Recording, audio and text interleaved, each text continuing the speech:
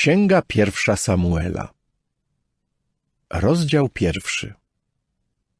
Był w Ramataim Cofim, w górzystym regionie Efraima, pewien mąż imieniem Elkana, syn Jerohama, syna Elihu, syna Tochu, syna Cufa, Efraimita. A miał 2 żony, jedną imieniem Anna, drugą zaś imieniem Peninna. I Peninna miała dzieci, natomiast Anna była bezdzietna. I mąż ów co roku wyruszał ze swego miasta, by w Shilo paść na twarz i złożyć ofiarę Jehowie zastępów. A tam kapłanami Jehowy byli 2 synowie Helego, Hofni i Pinechas. I nadszedł dzień, gdy Elkana składał ofiarę i dał porcję Peninnie, swej żonie oraz wszystkim jej synom i córkom, lecz Annie dał 1 porcję. Jednakże to Annę kochał, Jehowa zaś zamknął jej łono. A jej rywalka bardzo jej dokuczała, by ją wytrącać z równowagi, jako że Jehowa zamknął jej łono. Postępowała tak co roku, ilekroć ona udawała się do domu Jehowy. I tak jej dokuczała, to też ona płakała i nie jadła. A Elkana, jej mąż, odezwał się do niej. Anno, czemu płaczesz i czemu nie jesz? I czemu się trapi twe serce? Czyż nie jestem dla ciebie lepszy niż 10 synów? Gdy już się najedli i napili w Shilo, Anna wstała, a tymczasem kapłan Heli siedział na krześle przy drzwiach świątyni Jehowy. Ona zaś z goryczą w duszy zaczęła się modlić do Jehowy i bardzo płakać. I złożyła ślub, mówiąc: Jehowo zastępów, jeśli rzeczywiście spojrzysz na uciśnienie swej niewolnicy i wspomnisz na mnie, i nie zapomnisz swej niewolnicy i dasz swej niewolnicy męskiego potomka, to ja oddam go Jehowie na wszystkie dni jego życia, a brzytwa nie tknie jego głowy. A gdy tak się długo modliła przed Jehową, Heli obserwował jej usta. Anna zaś mówiła w swoim sercu, tylko jej wargi drżały, a głosu nie było słychać. Ale Heli brał ją za pijaną. Rzekł więc do niej Heli: dokąd będziesz się zachowywać jak pijana? Odsuń od siebie wino. Anna odrzekła, mówiąc: nie, mój panie, jestem niewiastą wielce uciśnioną na duchu. Ani wina, ani odurzającego napoju nie piłam, lecz wylewam swą duszę przed Jehową. Nie czyń ze swej niewolnicy niewiasty nic niewartej, bo to z nadmiaru zmartwienia i zgryzoty mówiłam aż dotąd. Wtedy Heli odpowiedział, mówiąc: idź w pokoju i oby Bóg Izraela przychylił się do twej gorącej prośby, z którą się do Niego zwróciłaś. Na to rzekła: niech twa służebnica znajdzie łaskę w twoich oczach. I potem ta niewiasta poszła i jadła, a jej twarz już więcej nie była zatroskana. Wstawszy wcześnie rano, padli na twarze przed Jehową, po czym wrócili i weszli do swego domu w Ramie. Elkana współżył ze swą żoną Anną i Jehowa na nią wspomniał.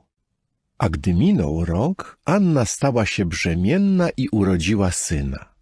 I nadała mu imię Samuel, bo mówiła: wyprosiłam go u Jehowy. Po pewnym czasie ów mąż, Elkana, wraz ze wszystkimi swoimi domownikami, poszedł złożyć Jehowie doroczną ofiarę oraz swój ślubowany dar ofiarny. Anna zaś nie wyruszyła, powiedziała bowiem do swego męża: gdy tylko chłopiec zostanie odstawiony od piersi, zaprowadzę go i stawi się przed obliczem Jehowy i zamieszka tam po czas niezmierzony.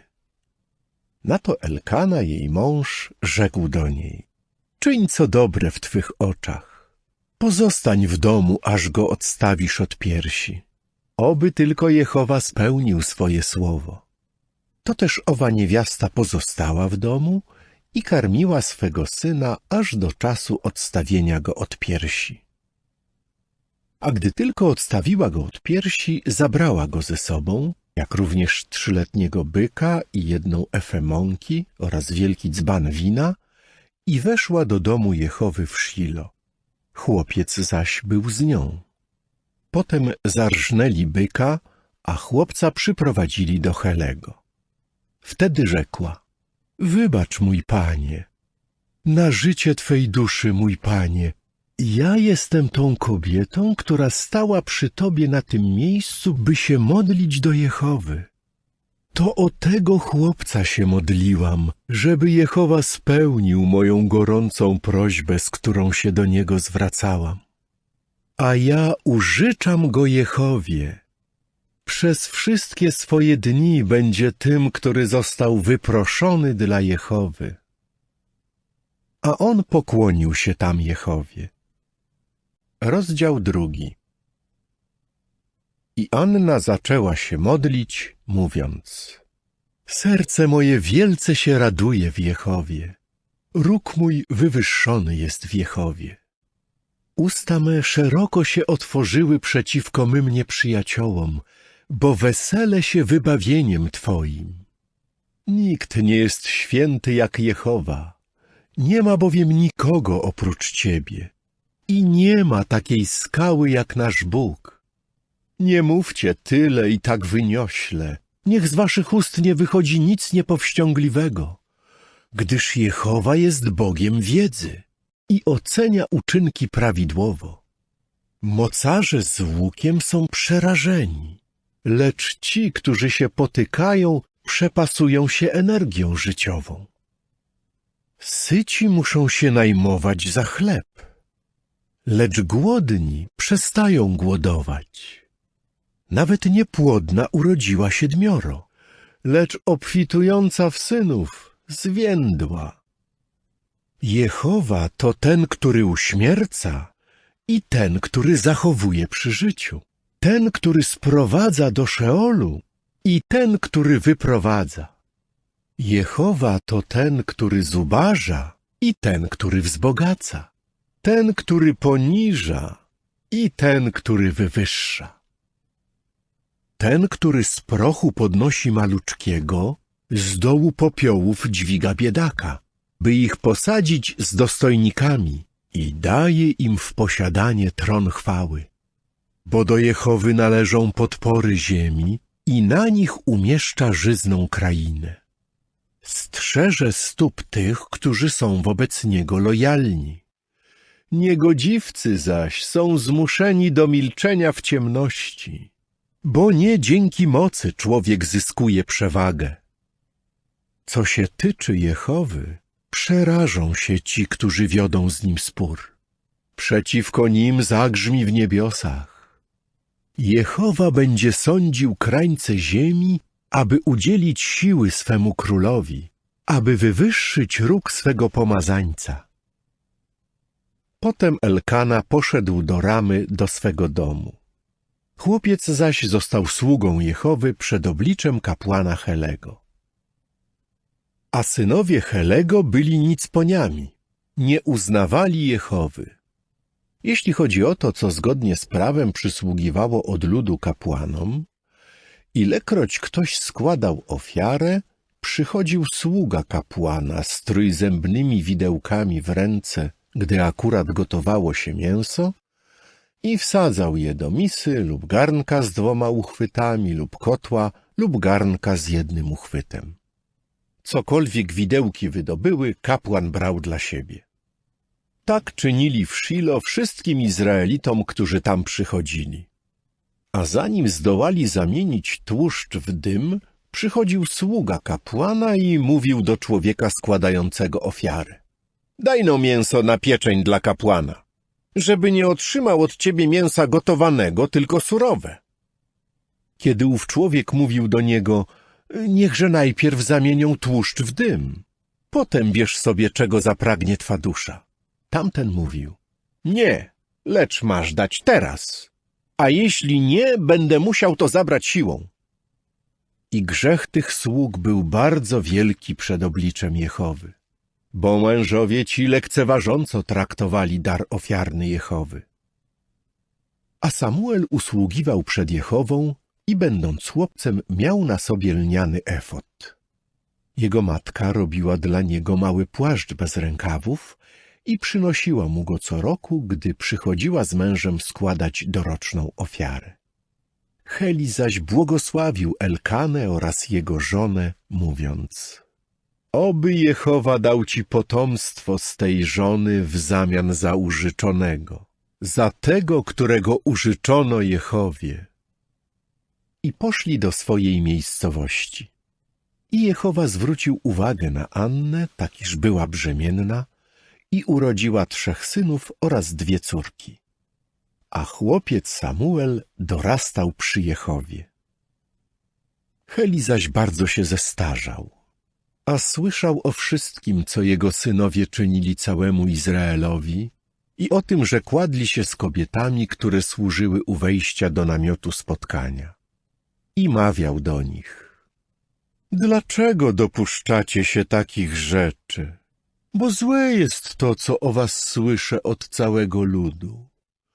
Nie, moi synowie, gdyż niedobra to wieść, którą słyszę i którą lud Jehowy rozpowszechnia. Jeżeli człowiek zgrzeszy przeciwko człowiekowi, Bóg będzie dla niego rozjemcą. Ale jeśli człowiek zgrzeszy przeciw Jehowie, któż będzie się za niego modlił? Lecz oni nie słuchali głosu swego ojca, gdyż Jehowa uznał za słuszne ich uśmiercić. Tymczasem chłopiec Samuel rósł i coraz bardziej się podobał zarówno Jehowie, jak i ludziom. A do Helego przyszedł pewien mąż Boży i rzekł: oto co powiedział Jehowa. Czyż nie objawiłem się domowi twego praojca, gdy byli w Egipcie jako niewolnicy domu Faraona? I został dla mnie wybrany ze wszystkich plemion Izraela, by pełnił służbę kapłańską i wstępował na ołtarz, żeby za jego sprawą wznosiły się kłęby dymu ofiarnego i by przed moim obliczem nosił efod, żebym dawał domowi twego praojca wszystkie ofiary ogniowe synów Izraela. Dlaczego poniewieracie moją ofiarą i moim darem ofiarnym, co do których dałem nakaz w moim mieszkaniu? A ty swych synów darzysz większym szacunkiem niż mnie, gdy się tuczycie tym, co najlepsze z każdego daru ofiarnego od Izraela, mojego ludu. Dlatego tak brzmi wypowiedź Jehowy, Boga Izraela. Owszem, powiedziałem: dom twój i dom twego praojca będą chodzić przede mną po czas niezmierzony. Ale teraz wypowiedź Jehowy brzmi: jest to dla mnie nie do pomyślenia. Tych bowiem, którzy mnie szanują, i ja uszanuję. Ci zaś, którzy mną gardzą, znaczyć będą niewiele. Oto nadchodzą dni, gdy odetnę twe ramię i ramię domu twego praojca, tak iż nie będzie starca w twoim domu. I będziesz patrzył na wroga w moim mieszkaniu, wśród całego dobra wyświadczanego Izraelowi. A w twoim domu już nie będzie starca. Jest jednak u ciebie mąż, którego nie odetnę od przebywania przy mym ołtarzu, by doprowadzić do przygaśnięcia twych oczu i do opadnięcia z sił twej duszy. Ale większość twego domu poniesie śmierć od miecza ludzi. A oto znak dla ciebie, który przyjdzie na twych 2 synów, Hofniego i Pinehasa. Obaj umrą jednego dnia. Sobie zaś wzbudzę kapłana wiernego. Będzie postępował zgodnie z tym, co jest w moim sercu i w mojej duszy.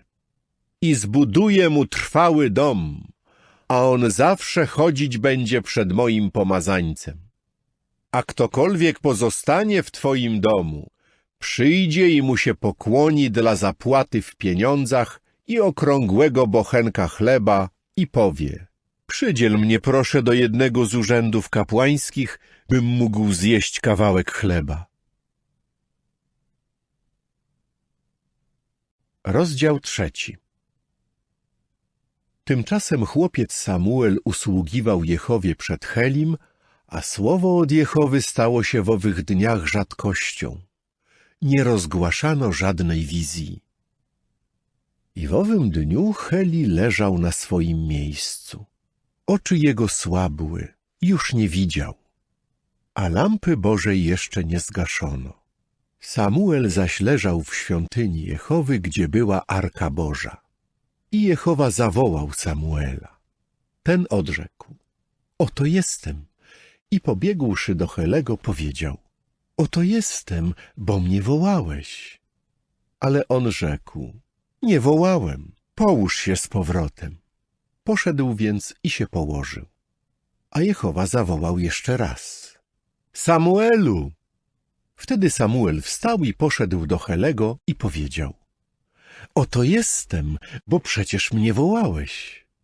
Ale on rzekł: nie wołałem, mój synu, połóż się z powrotem. Samuel zaś jeszcze nie poznał Jehowy i jeszcze nie zaczęło mu być objawiane słowo Jehowy. Jehowa zawołał więc ponownie, po raz trzeci: Samuelu!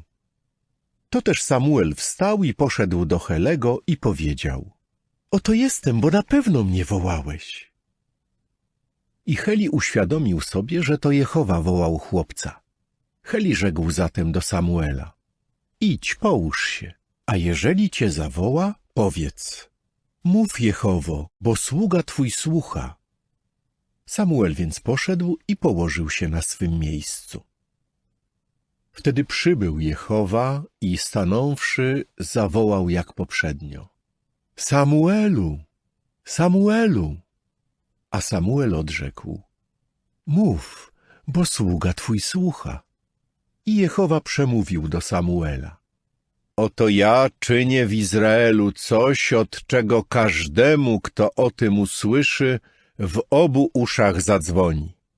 W owym dniu spełnię na Helim wszystko, co powiedziałem o jego domu, od początku do końca. A ty powiedz mu, że ja sądzę jego dom po czas niezmierzony za przewinienie, o którym wiedział, gdyż jego synowie złorzeczą Bogu, a on ich nie zganił. Dlatego poprzysiągłem domowi Helego, że przewinieniu domu Helego po czas niezmierzony nie zapewni bezkarności ani ofiara, ani dar ofiarny. I Samuel leżał aż do rana. Potem otworzył drzwi domu Jehowy. A Samuel bał się powiedzieć Helemu o tym zjawisku. Lecz Heli wezwał Samuela i rzekł: Samuelu, mój synu. Ten odrzekł: oto jestem. A on powiedział jeszcze do niego: co to za słowo wyrzekł do ciebie? Proszę, nie ukrywaj tego przede mną. Niech ci Bóg to uczyni i tamto doda do tego, jeśli ukryjesz przede mną jakieś słowo z całego tego słowa, które wyrzekł do ciebie. Samuel powiedział mu więc wszystkie te słowa i niczego przed nim nie ukrył. Na to on rzekł: to Jehowa, niech czyni co dobre w jego oczach. I Samuel dalej rósł, a Jehowa był z nim. I nie pozwolił, by którekolwiek z jego słów upadło na ziemię. Cały Izrael, od Dan po Beerszebę, dowiedział się, że Samuelowi powierzono urząd proroka Jehowy. I Jehowa znowu się ukazywał w Shilo, gdyż Jehowa objawił się w Shilo Samuelowi według słowa Jehowy. Rozdział 4. I słowo Samuela docierało do całego Izraela. W owym czasie Izrael wyszedł, by się zmierzyć z Filistynami w bitwie. I rozłożyli się obozem obok Eben-Ezer, a Filistyni obozowali w Afeku. I Filistyni ruszyli w szyku przeciwko Izraelowi i bitwa przybrała zły obrót. Tak iż Izrael został pokonany przez Filistynów, którzy na polu zabili około 4000 mężów będących w zwartych szeregach. Kiedy lud przyszedł do obozu, starsi Izraela zaczęli mówić: Dlaczego Jehowa rozgromił nas dzisiaj na oczach Filistynów? Weźmy sobie z Shilo Arkę Przymierza Jehowy, aby weszła pośród nas i wybawiła nas z dłoni naszych nieprzyjaciół. Posłał więc lud do Shilo i przyniesiono stamtąd Arkę Przymierza Jehowy zastępów siedzącego na cherubach. A z Arką Przymierza prawdziwego Boga byli tam dwaj synowie Helego, Hofni i Pinechas. I gdy tylko Arka Przymierza Jehowy weszła do obozu, wszyscy Izraelici zaczęli wznosić głośne okrzyki, tak iż ziemia drżała. Również Filistyni usłyszeli odgłos okrzyków i zaczęli mówić: co znaczy odgłos tych głośnych okrzyków w obozie Hebrajczyków? W końcu dowiedzieli się, że to Arka Jehowy weszła do obozu. I Filistyni się zlękli. Mówili bowiem: Bóg przybył do obozu. Rzekli więc: biada nam, bo coś takiego jeszcze nigdy się nie zdarzyło. Biada nam! Kto nas wybawi z ręki tego majestatycznego Boga? To Bóg, który pobił Egipt, sprawiając na pustkowiu wszelkiego rodzaju rzeź. Bądźcie odważni i okażcie się mężami, Filistyni, żebyście nie służyli Hebrajczykom tak, jak oni służyli wam. Okażcie się więc mężami i walczcie. To też Filistyni walczyli i Izrael został pokonany. I pouciekali każdy do swego namiotu. A rzeź była bardzo wielka, tak iż padło z Izraela 30 000 pieszych. I Arka Boża została zdobyta, a dwaj synowie Helego, Hofni i Pinechas, ponieśli śmierć. A pewien mąż z Benjamina wybiegł z pola bitwy i tego dnia przybył do Shilo w podartej szacie i z prochem na głowie. Kiedy nadszedł, Heli siedział na krześle przy drodze czuwając, gdyż jego serce już zaczęło drżeć o Arkę prawdziwego Boga. A ów mąż wszedł, by o tym opowiedzieć w mieście i całe miasto podniosło krzyk. A Heli usłyszał odgłos krzyku. Rzekł więc: co znaczy odgłos tego zgiełku? I mąż ów pośpieszył się, by wejść i powiadomić Helego. Heli miał wtedy 98 lat, a jego oczy już zastygły, tak iż nie widział. I przemówił ten mąż do Helego: oto przychodzę z pola bitwy i uciekłem dziś z pola bitwy. Ten zaś powiedział: cóż to się stało, synu mój? Wówczas przynoszący tę wieść odpowiedział mówiąc: Izrael uciekł przed Filistynami. Doszło też do wielkiej klęski wśród ludu. Także dwaj twoi synowie, Hofni i Pinechas, ponieśli śmierć, a Arka prawdziwego Boga została zdobyta. I gdy tylko wspomniał o Arce prawdziwego Boga, on spadł z krzesła do tyłu przy bramie i złamał sobie kark, tak iż umarł. Był bowiem człowiekiem starym i ciężkim, a sądził Izraela 40 lat. Jego synowa, żona Pinechasa, była brzemienna, bliska rozwiązania i usłyszała wieść o zdobyciu Arki prawdziwego Boga i o tym, że jej teść oraz mąż ponieśli śmierć. Wtedy pochyliła się i zaczęła rodzić, gdyż niespodziewanie przyszły na nią boleści. A gdy umierała, kobiety stojące przy niej zaczęły mówić: nie lękaj się, bo urodziłaś syna. Ona zaś nie odpowiedziała i nie zważała na to w swym sercu, lecz nazwała chłopca Ichabod, mówiąc: chwała odeszła od Izraela na wygnanie. A to w związku ze zdobyciem Arki prawdziwego Boga i w związku ze swym teściem oraz mężem. Powiedziała więc: chwała odeszła od Izraela na wygnanie, gdyż Arka prawdziwego Boga została zdobyta. Rozdział 5. Tymczasem Filistyni zabrali Arkę prawdziwego Boga, po czym przenieśli ją z Eben-Ezer do Aszdodu. I wziąwszy arkę prawdziwego Boga, Filistyni wnieśli ją do domu Dagona i postawili obok Dagona. Kiedy nazajutrz Ażdodyci wstali wcześnie, oto Dagon leżał powalony twarzą do ziemi przed arką Jehowy. Wzięli więc Dagona i postawili go z powrotem na jego miejscu. Kiedy nazajutrz wstali wczesnym rankiem, oto Dagon leżał powalony twarzą do ziemi przed arką Jehowy, a głowa Dagona i dłonie obu jego rąk były odcięte w stronę progu. Została na nim tylko część rybia. Dlatego kapłani Dagona i wszyscy wchodzący do domu Dagona nie następują na próg Dagona w Ażdodzie po dziś dzień. I ręka Jehowy zaciążyła na Ażdodytach i zaczął siać popłoch i razić ich guzkami krwawniczymi. Ażdod i jego terytoria.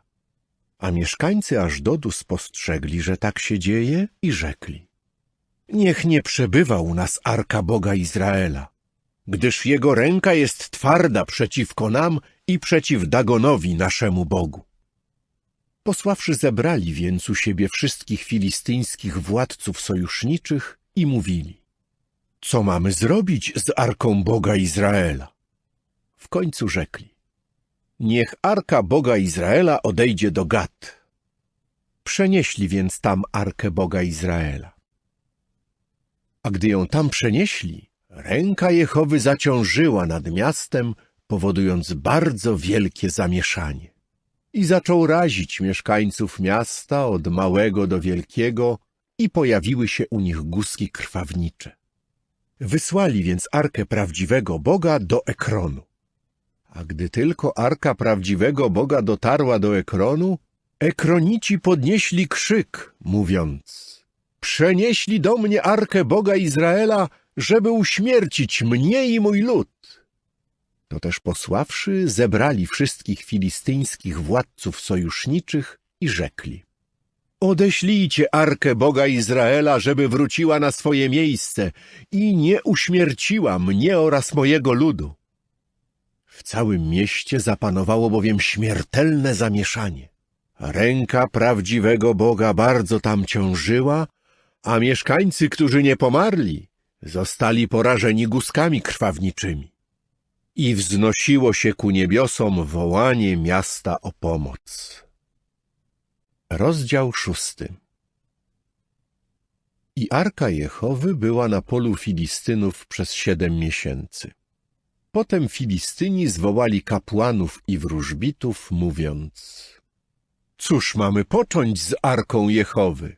Powiedzcie nam, z czym mamy ją odesłać na jej miejsce? Na to oni powiedzieli: jeżeli odsyłacie arkę Boga Izraela, nie odsyłajcie jej bez daru ofiarnego. Koniecznie powinniście mu zwrócić dar ofiarny za przewinienie. Wtedy dopiero zostaniecie uzdrowieni i dowiecie się, dlaczego jego ręka się od was nie odwracała.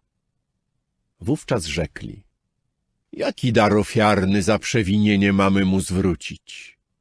Odpowiedzieli: według liczby filistyńskich władców sojuszniczych: 5 złotych guzków krwawniczych i 5 złotych skoczków, bo każdy spośród was i waszych władców sojuszniczych ma tę samą plagę. I sporządźcie wizerunki swoich guzków krwawniczych i wizerunki swoich skoczków, które doprowadzają kraj do zguby, i oddajcie chwałę Bogu Izraela. Może lżejszą uczyni swą rękę ciążącą na was i na waszym Bogu oraz na waszym kraju. Czemuż to mielibyście znieczulić swe serce, tak jak Egipt i Faraon znieczulili swe serce? Czyż nie dopiero wtedy, gdy on ich surowo potraktował, odprawili tamtych tak, iż odeszli?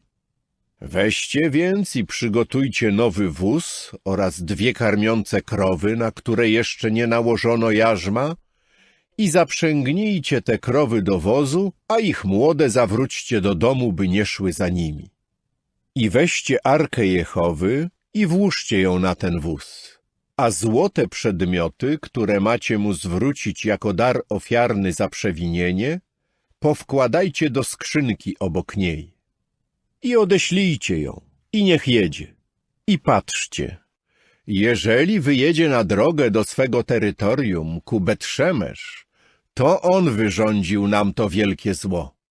A jeśli nie, poznamy, że to nie jego ręka nas dotknęła. Spotkało nas to przypadkiem. I mężowie ci tak postąpili. Wzięli więc 2 karmiące krowy i zaprzęgli je do wozu, a ich młode zamknęli w domu. Potem umieścili na wozie Arkę Jehowy, jak również skrzynkę oraz złote skoczki i wizerunki swych guzków krwawniczych. I krowy ruszyły prosto przed siebie na drogę do Bet-Szemesz. Szły tylko tym jednym gościńcem. Idąc ryczały i nie skręcały w prawo ani w lewo. Przez cały ten czas filistyńscy władcy sojuszniczy podążali za nimi aż do granicy Bet-Szemesz. A mieszkańcy Bet-Szemesz zbierali na nizinie żniwo pszenicy. Kiedy podnieśli oczy i zobaczyli Arkę, uradowali się na jej widok. Wóz zaś wjechał na pole Jozuego z Bet-Szemesz i stał tam, gdzie był wielki kamień. I porąbali drewno z tego wozu, a krowy złożyli Jehowie na całopalenie. A Lewici zdjęli Arkę Jehowy oraz skrzynkę ze złotymi przedmiotami, która była obok niej, i położyli ją na tym wielkim kamieniu. Wtedy mieszkańcy Bet-Szemesz złożyli całopalenia i tego dnia dalej składali ofiary Jehowie.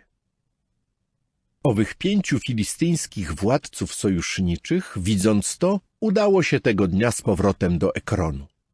A oto złote guzki krwawnicze, które Filistyni zwrócili Jehowie jako dar ofiarny za przewinienie.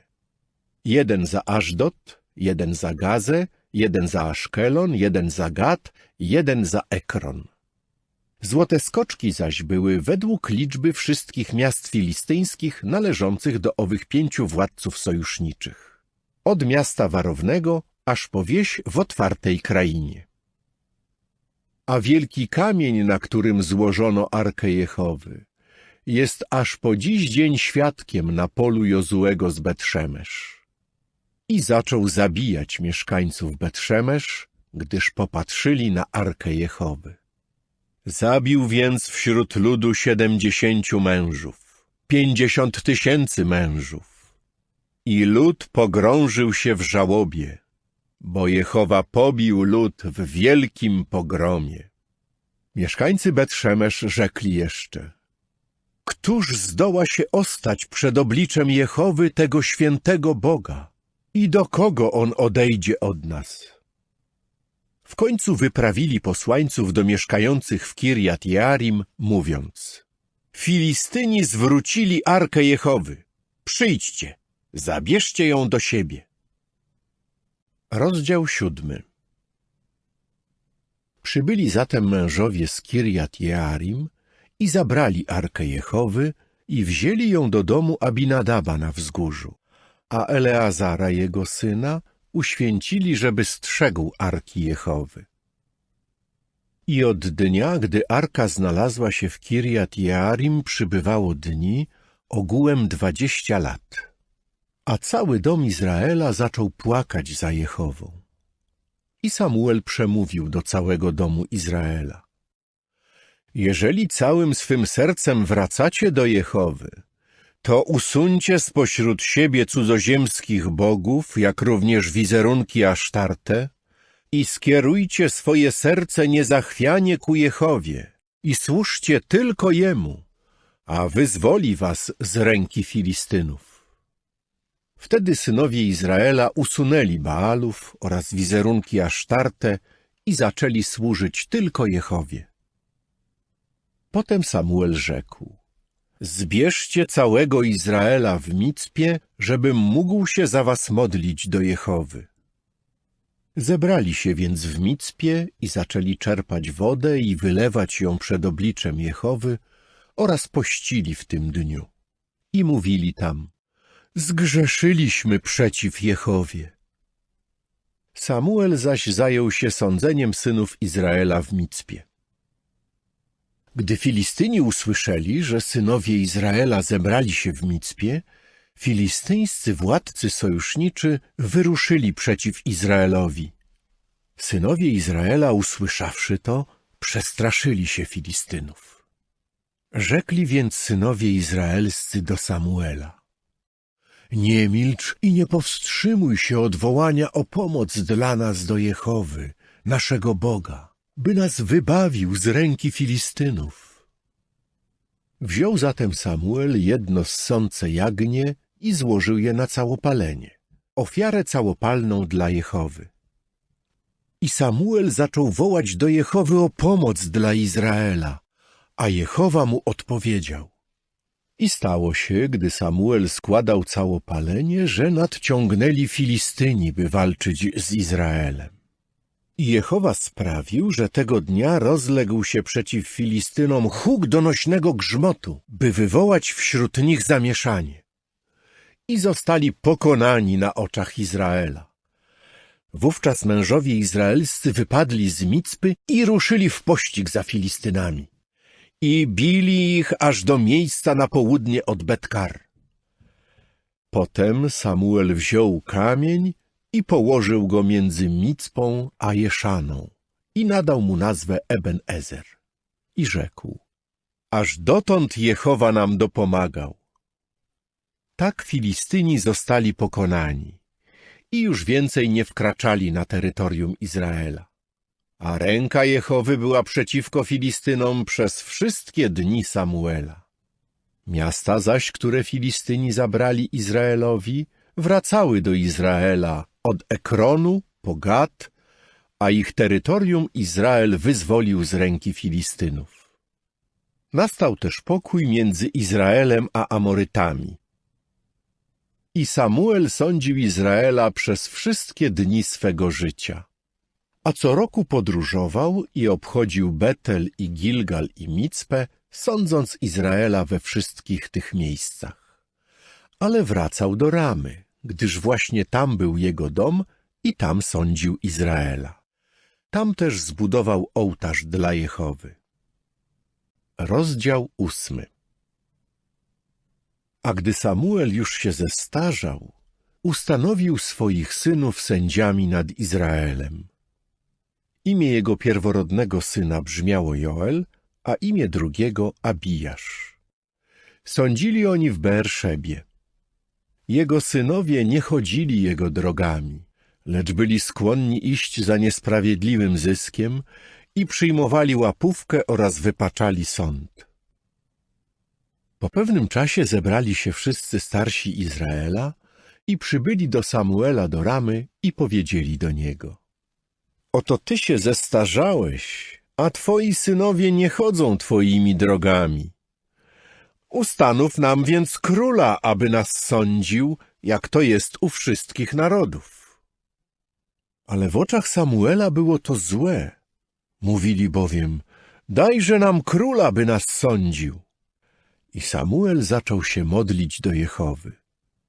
Wtedy Jehowa rzekł do Samuela: wysłuchaj głosu ludu we wszystkim, co ci mówią, bo nie ciebie odrzucili, lecz to mnie odrzucili, bym nie był królem nad nimi. Jak postępowali we wszystkim, czego się dopuścili od dnia, gdy ich wyprowadziłem z Egiptu, aż do dnia dzisiejszego. Stale bowiem porzucali mnie i służyli innym bogom. Tak też postępują wobec ciebie. Teraz więc wysłuchaj ich głosu. Tyle tylko, że masz ich uroczyście ostrzec. I powiedz im, co przysługuje królowi, który będzie nad nimi panował. I Samuel wyrzekł wszystkie słowa Jehowy do ludu, który go prosił o króla. I przemówił: oto, co zgodnie z prawem będzie przysługiwać królowi, który będzie nad wami panował. Waszych synów będzie zabierał i jako swoich umieszczał ich w swych rydwanach oraz wśród swych jeźdźców, a niektórzy będą musieli biegać przed jego rydwanami. I ustanowi sobie dowódców nad 1000 i dowódców nad 50, a niektórzy będą dla niego orać i zbierać jego żniwo oraz będą wyrabiać jego oręż wojenny i przybory do jego rydwanów. I będzie zabierał wasze córki, by sporządzały maści, a także gotowały i piekły.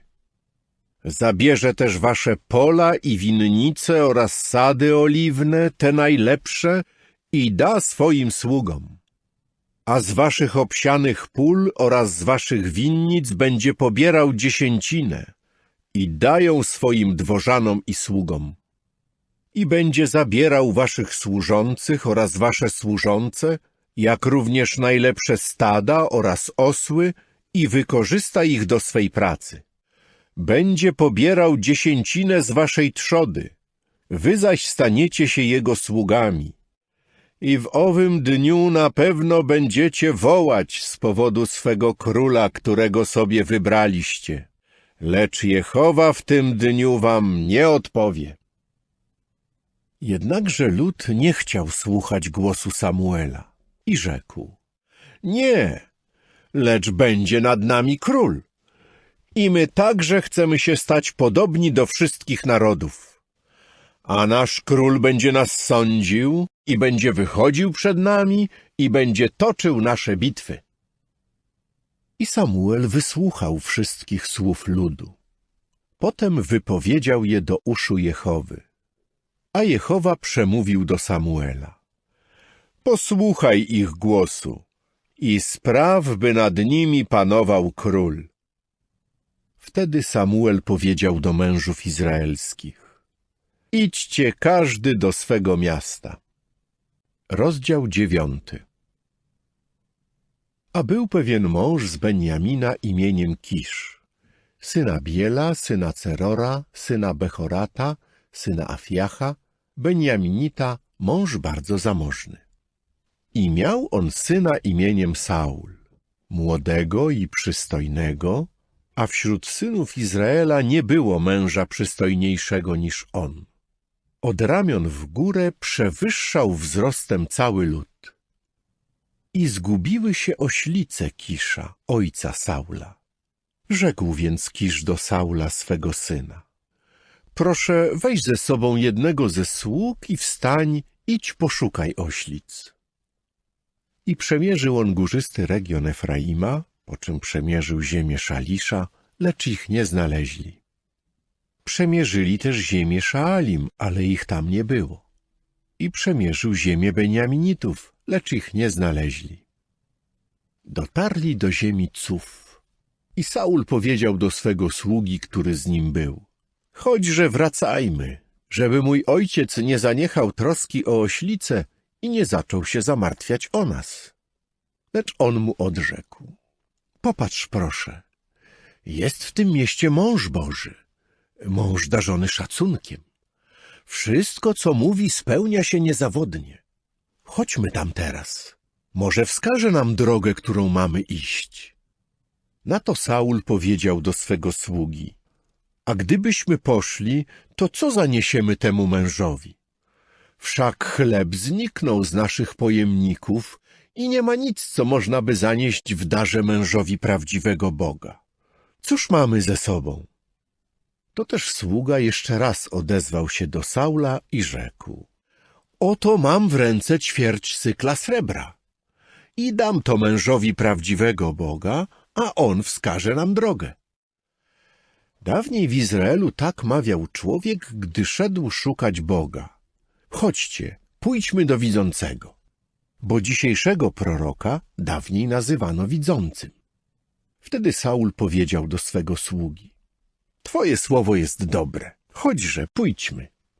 I udali się do miasta, w którym był mąż prawdziwego Boga. Kiedy szli pod górę drogą do miasta, spotkali dziewczyny, które wychodziły czerpać wodę. Rzekli więc do nich: czy jest tu widzący? Odpowiedziały im mówiąc: jest, oto jest przed tobą. Pośpiesz się więc, gdyż dziś przybył do miasta, bo dzisiaj lud składa na wyżynie ofiarę. Gdy tylko wejdziecie do miasta, od razu go znajdziecie, zanim wstąpi na wyżynę, by jeść.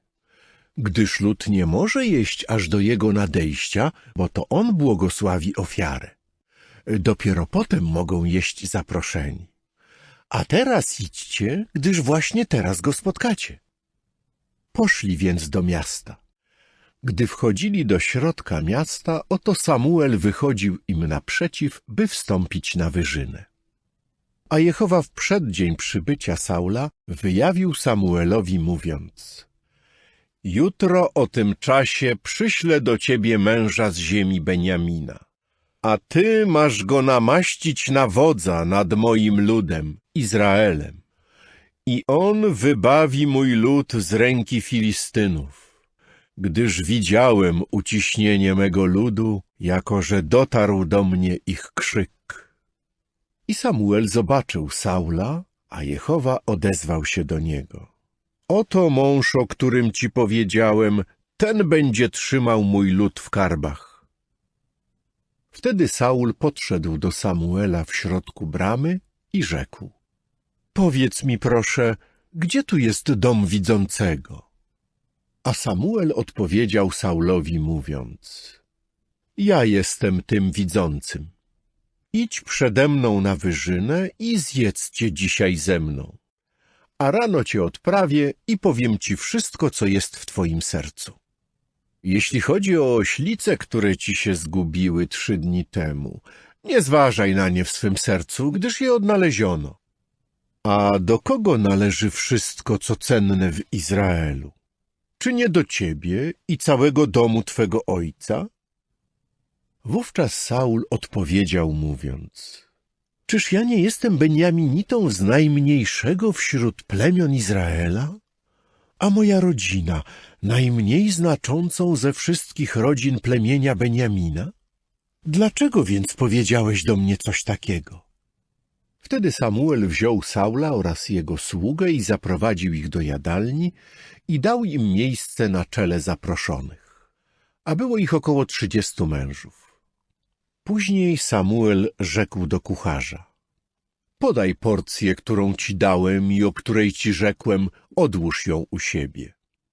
To też kucharz wziął udziec i to, co było na nim, i położył przed Saulem. I powiedział: oto co zachowano, połóż to przed sobą. Jedz, gdyż do wyznaczonego czasu zachowano to dla ciebie, byś jadł razem z zaproszonymi. Jadł więc Saul w owym dniu z Samuelem. Następnie zeszli z wyżyny do miasta, a on dalej rozmawiał z Saulem na dachu domu. Potem wstali wcześnie, a gdy tylko nastał świt, Samuel zawołał do Saula będącego na dachu domu i rzekł: wstawaj, bym cię mógł odprawić. Saul więc wstał i obaj, on i Samuel, wyszli na dwór. Gdy schodzili z krajem miasta, Samuel rzekł do Saula: powiedz słudze, żeby nas wyprzedził. Ten więc ich wyprzedził. A ty zatrzymaj się teraz, bym ci dał usłyszeć słowo Boże. Rozdział 10. Potem Samuel wziął flakon z olejkiem i wylał mu na głowę i pocałowawszy go, rzekł: czyż to nie dlatego, że Jehowa namaścił cię na wodza nad swoim dziedzictwem?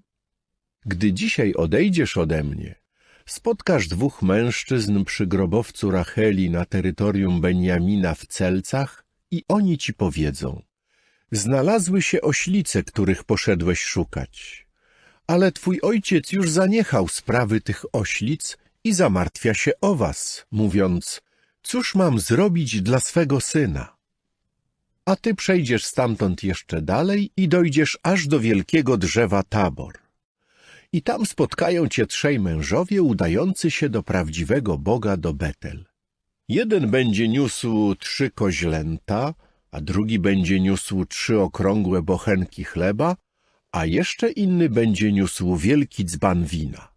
I zapytają, jak ci się powodzi. I dadzą ci 2 chleby, a ty przyjmij je z ich ręki. Potem dojdziesz do wzgórza prawdziwego Boga, gdzie się znajduje załoga filistyńska. A gdy tam będziesz dochodził do miasta, zobaczysz grupę proroków schodzących z wyżyny, a przed nimi instrument strunowy i tamburyn i flet oraz harfę, Oni zaś będą przemawiać jako prorocy. I zacznie na ciebie oddziaływać duch Jehowy. I przemawiać będziesz z nimi jak prorok i zmienisz się w innego człowieka. A gdy przyjdą na ciebie te znaki, czyń, co będzie mogła twoja ręka, gdyż prawdziwy Bóg jest z tobą. I zejdź przede mną do Gilgal. A oto ja schodzę do ciebie, by złożyć ofiary całopalne i by złożyć ofiary współuczestnictwa. 7 dni masz czekać, aż do ciebie przyjdę, a wtedy powiadomię cię, co masz robić. A gdy tylko obrócił ramię, by odejść od Samuela, Bóg zaczął przemieniać jego serce w inne. I w owym dniu spełniły się wszystkie te znaki. Poszli więc stamtąd na wzgórze, a oto wyszła mu na spotkanie grupa proroków. Od razu zaczął na niego oddziaływać Duch Boży, a on przemówił pośród nich jak prorok. Kiedy go zobaczyli wszyscy, którzy go już wcześniej znali, oto prorokował z prorokami. To też ludzie mówili jeden do drugiego: cóż to się stało z synem Kisza? Czyż i Saul między prorokami? Wtedy pewien tamtejszy mąż odezwał się i rzekł: ale kto jest ich ojcem? Dlatego stało się to przysłowiem: czyż i Saul między prorokami? W końcu przestał przemawiać jako prorok i przybył na wyżynę. Później brat ojca Saula powiedział do niego i do jego sługi: dokąd poszliście? Ten odrzekł: szukać oślic. I rozglądaliśmy się, ale ich tam nie było. Przyszliśmy więc do Samuela. Wtedy wuj Saula rzekł: powiedz mi proszę, co wam mówił Samuel? Na to Saul odrzekł swemu wujowi: zapewnił nas, że oślice się znalazły. Nie powiedział mu jednak o sprawie władzy królewskiej, o której mówił Samuel. A Samuel zwołał lud do Jehowy do Micpy i przemówił do synów Izraela: oto co rzekł Jehowa, Bóg Izraela. To ja wyprowadziłem Izraela z Egiptu i wyzwalałem was z ręki Egiptu oraz z ręki wszystkich królestw, które was ciemiężyły. Ale wy dzisiaj odrzuciliście Boga, który was wybawił od wszelkich waszych nieszczęść i waszych udręk, i mówicie: nie, lecz masz ustanowić nad nami króla. Teraz więc stańcie przed Jehową według waszych plemion i tysięcy. To też Samuel kazał podejść wszystkim plemionom Izraela i zostało wskazane plemię Benjamina. Potem kazał podejść plemieniu Benjamina według jego rodzin i została wskazana rodzina Matrytów. W końcu został wskazany Saul, syn Kisza. I zaczęto go szukać, ale nie można było go znaleźć. Dlatego jeszcze raz zapytali Jehowę: czy ten mąż już tu przybył? Na to Jehowa rzekł: oto schował się wśród tobołów. Pobiegli więc i zabrali go stamtąd. Gdy stanął pośrodku ludu, od ramion w górę przewyższał wzrostem cały lud. Wtedy Samuel powiedział do całego ludu: czy widzicie tego, którego wybrał Jehowa, że wśród całego ludu nie ma takiego jak on? I cały lud zaczął wznosić okrzyki, mówiąc: niech żyje król! Potem Samuel powiedział ludowi o tym, co przysługuje władzy królewskiej, i spisał to w księdze i złożył przed Jehową. Następnie Samuel odesłał cały lud, każdego do swego domu. Saul zaś udał się do swego domu w Gibei, a wraz z nim poszli dzielni mężowie, których serce Bóg poruszył. Natomiast nic po nie mówili: jakże ten nas wybawi? To też wzgardzili nim i nie przynieśli mu żadnego daru. Lecz on był jakby oniemiały. Rozdział 11. I wyruszył Nachasz Ammonita i rozłożył się obozem przeciwko Jabesz w Gileadzie. Wtedy wszyscy mieszkańcy Jabesz rzekli do Nachasza: zawrzyj z nami przymierze, abyśmy ci służyli. Na to Nachasz Ammonita powiedział do nich: zawrę je z wami pod tym warunkiem, że każdemu z was wyłupię prawe oko i tak okryje hańbą całego Izraela. Wówczas starsi z Jabesz rzekli do niego: daj nam 7 dni, a roześlemy posłańców po całym terytorium Izraela. I jeśli nie będzie dla nas wybawcy, to wyjdziemy do ciebie. Po pewnym czasie posłańcy przybyli do Gibei Saulowej i wyrzekli te słowa do uszu ludu. A cały lud, podniósłszy głos, płakał. Oto Saul szedł za stadem z pola i odezwał się Saul: co się stało ludowi, że płacze? I opowiedzieli mu słowa mieszkańców Jabesz. Kiedy Saul usłyszał te słowa, zaczął na niego oddziaływać Duch Boży, a jego gniew bardzo się rozpalił. Wziąwszy więc 1 parę byków, porąbał je na kawałki, a potem przez rękę posłańców rozesłał po całym terytorium Izraela, mówiąc: ktokolwiek z nas nie wyruszy, by poprzeć Saula i Samuela, oto jak się postąpi z jego bydłem. I strach przed Jehową ogarnął lud, tak iż wyruszyli jak jeden mąż. Następnie policzył ich w Bezek i synów Izraela było ogółem 300 000, a mężów z Judy 30 000. Rzekli więc przybyłym posłańcom: tak powiecie mieszkańcom Jabesz w Gileadzie: jutro, gdy przygrzeje słońce, nastąpi wasze wybawienie. Przyszli zatem posłańcy i oznajmili to mieszkańcom Jabesz, a ci się rozradowali. I mieszkańcy Jabesz rzekli: jutro do was wyjdziemy, a wy postąpcie z nami zgodnie ze wszystkim, co dobre w waszych oczach. A nazajutrz Saul rozstawił lud w 3 oddziałach. I wtargnęli do środka obozu podczas straży porannej i bili Ammonitów aż do upalnej pory dnia. Kiedy się okazało, że niektórzy pozostali, rozproszono ich i nie pozostało wśród nich nawet 2 razem. A lud rzekł do Samuela: któż mówi, czyż to Saul ma nad nami królować? Wydajcie nam tych ludzi, abyśmy mogli ich uśmiercić.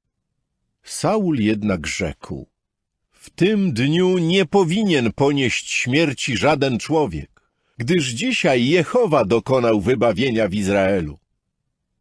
Później Samuel powiedział do ludu: chodźcie, udajmy się do Gilgal, aby tam odnowić władzę królewską. Poszedł więc cały lud do Gilgal i tam ustanowiono Saula królem przed obliczem Jehowy w Gilgal. Potem złożyli tam przed Jehową ofiary współuczestnictwa i tam Saul oraz wszyscy mężowie izraelscy wielce się radowali. Rozdział 12.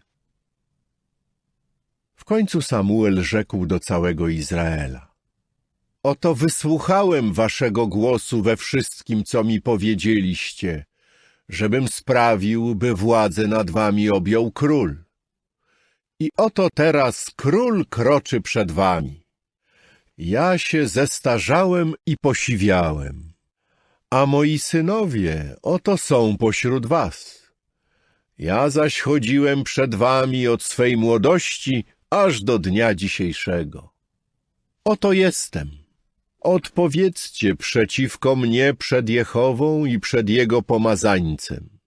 Czy Jego byka wziąłem, albo czy Jego osła wziąłem, albo kogo oszukałem, albo kogo uciskałem, albo z czyjej ręki przyjąłem pieniądze za milczenie, bym miał nimi zakryć swe oczy. A zwrócę to wam. Odrzekli: nie oszukałeś nas ani nie uciskałeś, niczego też nie przyjąłeś z niczyjej ręki. Powiedział im więc: Jehowa jest świadkiem przeciwko wam i Jego pomazaniec jest dzisiaj świadkiem, że nic nie znaleźliście w mojej ręce. Wtedy rzekli: on świadkiem. I Samuel powiedział jeszcze do ludu: świadkiem jest Jehowa, który posługiwał się Mojżeszem i Aaronem i który wyprowadził waszych praojców z ziemi egipskiej. Teraz więc stańcie, a ja będę was sądził przed obliczem Jehowy. I szczegółowo opowiem wam wszystkie prawe czyny, których Jehowa dokonał wobec was i wobec waszych praojców. Gdy tylko Jakub przybył do Egiptu i wasi praojcowie zaczęli wołać do Jehowy o pomoc, Jehowa posłał Mojżesza i Aarona, aby wyprowadzili waszych praojców z Egiptu i osiedlili ich w tym miejscu. Oni zaś zapominali o Jehowie swym Bogu, tak iż sprzedał ich w rękę Sysery, dowódcy wojska Hacoru, i w rękę Filistynów, i w rękę króla Moabu, i ci walczyli z nimi. A oni zaczęli wołać do Jehowy o pomoc i mówić: zgrzeszyliśmy, bo porzuciliśmy Jehowę, by służyć Baalom i wizerunkom Asztartę. Wyzwól nas teraz z ręki naszych nieprzyjaciół, żebyśmy mogli ci służyć. I Jehowa posyłał Jerubbaala i Bedana, i Jeftego, i Samuela, i wyzwalał was z ręki waszych okolicznych nieprzyjaciół, byście mogli mieszkać bezpiecznie. Gdy zobaczyliście, że Nachasz, król synów Ammona, nadciągnął przeciwko wam, mówiliście do mnie: nie, lecz ma nad nami panować król, podczas gdy waszym królem był Jehowa, wasz Bóg. A oto król, którego wybraliście, o którego prosiliście. I oto Jehowa ustanowił nad wami króla. Jeżeli będziecie się bać Jehowy i rzeczywiście mu służyć oraz słuchać jego głosu, a nie będziecie się buntować przeciw rozkazowi Jehowy, to zarówno wy, jak i król, który ma panować nad wami, pokażecie, że naprawdę podążacie za Jehową waszym Bogiem. Lecz jeśli nie będziecie słuchać głosu Jehowy i zbuntujecie się przeciw rozkazowi Jehowy, to ręka Jehowy zwróci się przeciwko wam i waszym ojcom. Teraz więc stańcie i zobaczcie tę wielką rzecz, którą Jehowa czyni na waszych oczach. Czyż to dziś nie żniwa pszenicy? Będę wołał do Jehowy, żeby zesłał grzmoty i deszcz. Poznajcie więc i zobaczcie, że w oczach Jehowy ogromne jest wasze zło, którego się dopuściliście, prosząc dla siebie o króla. Wtedy Samuel zawołał do Jehowy, a Jehowa zesłał w tym dniu grzmoty i deszcz, tak iż cały lud bardzo się bał Jehowy i Samuela. I cały lud zaczął mówić do Samuela: módl się za swych sług do Jehowy, Twego Boga, gdyż nie chcemy umrzeć. Ponieważ do wszystkich naszych grzechów dodaliśmy i to zło, że prosiliśmy dla siebie o króla. To też Samuel rzekł do ludu: nie bójcie się, wyście popełnili całe to zło. Tylko nie odstępujcie od podążania za Jehową, a służcie Jehowie całym swym sercem. I nie wolno wam zbaczać, by iść za nicościami, które nie przynoszą żadnego pożytku i które nie mogą wyzwolić, bo są to nicości. Bo Jehowa nie porzuci swego ludu przez wzgląd na swe wielkie imię, gdyż Jehowa postanowił uczynić was swoim ludem. Jeśli chodzi o mnie, jest nie do pomyślenia, żebym miał zgrzeszyć przeciwko Jehowie, przestając się za was modlić. I pouczę was o drodze dobrej i słusznej. Tylko bójcie się Jehowy i całym swym sercem służcie mu w prawdzie, bo zobaczcie, jak wielkich rzeczy dla was dokonał. Lecz jeśli będziecie zuchwale dopuszczać się zła, to zostaniecie wytraceni, zarówno wy, jak i wasz król. Rozdział 13. Saul miał lat, gdy zaczął panować, a panował nad Izraelem 2 lata. I Saul wybrał sobie z Izraela 3000 mężów. 2000 było z Saulem w Michmasz oraz w górzystym regionie Betel, a 1000 było z Jonatanem w Gibei Benjamina.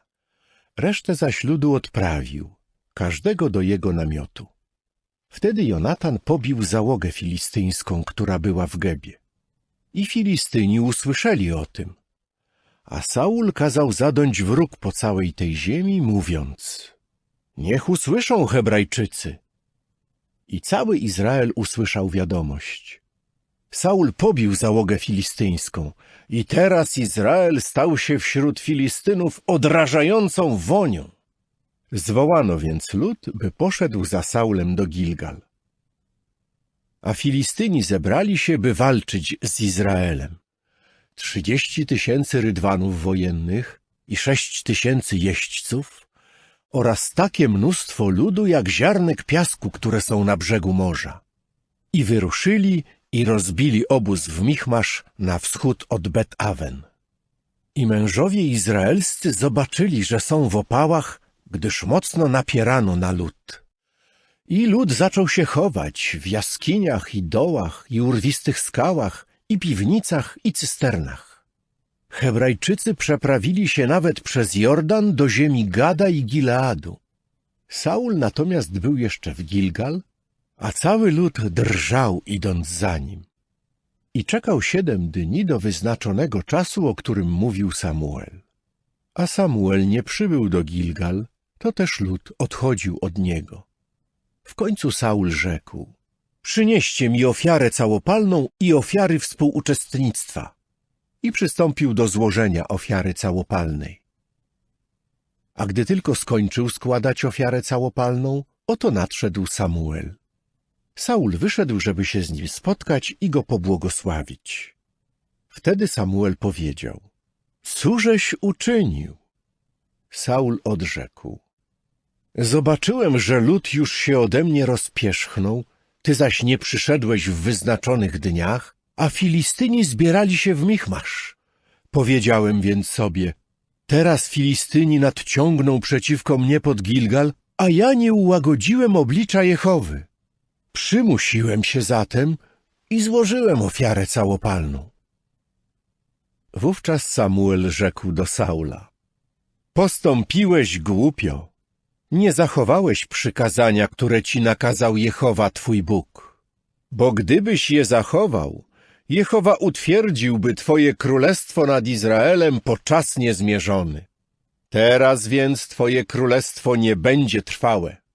Jehowa znajdzie sobie męża według swego serca. I Jehowa ustanowi go wodzem nad swym ludem, ponieważ ty nie zachowałeś tego, co ci Jehowa nakazał. Potem Samuel wstał i ruszył z Gilgal do Gibei Benjamina. Saul zaś policzył lud, tych, którzy się jeszcze przy nim znajdowali, około 600 mężów. A Saul i Jonatan jego syn oraz lud, który jeszcze się przy nich znajdował, mieszkali w Gebie Benjamina. Filistyni zaś rozłożyli się obozem w Michmasz. I z obozu Filistynów wyruszał w 3 grupach oddział grabieżców. Jedna grupa kierowała się na drogę do Ofry, do ziemi Szual, druga grupa kierowała się na drogę do Bet-Horon, a trzecia grupa kierowała się na drogę ku granicy zwróconej ku dolinie Ceboim, ku pustkowiu. W całej ziemi izraelskiej nie można było znaleźć ani jednego kowala, bo Filistyni rzekli, żeby Hebrajczycy nie mogli zrobić miecza ani włóczni. I wszyscy Izraelici chodzili do Filistynów, każdy po to, by naostrzyć swój lemierz lub kopaczkę lub siekierę lub sierp. A cena za naostrzenie wynosiła 1 fim za lemiesze i za kopaczki i za narzędzia trójzębne, i za siekiery, i za umocowanie ościenia. I stało się w dniu bitwy, że w ręce nikogo z ludu, który był z Saulem i Jonatanem, nie było ani miecza, ani włóczni. Znajdował się tylko u Saula i Jonatana, jego syna.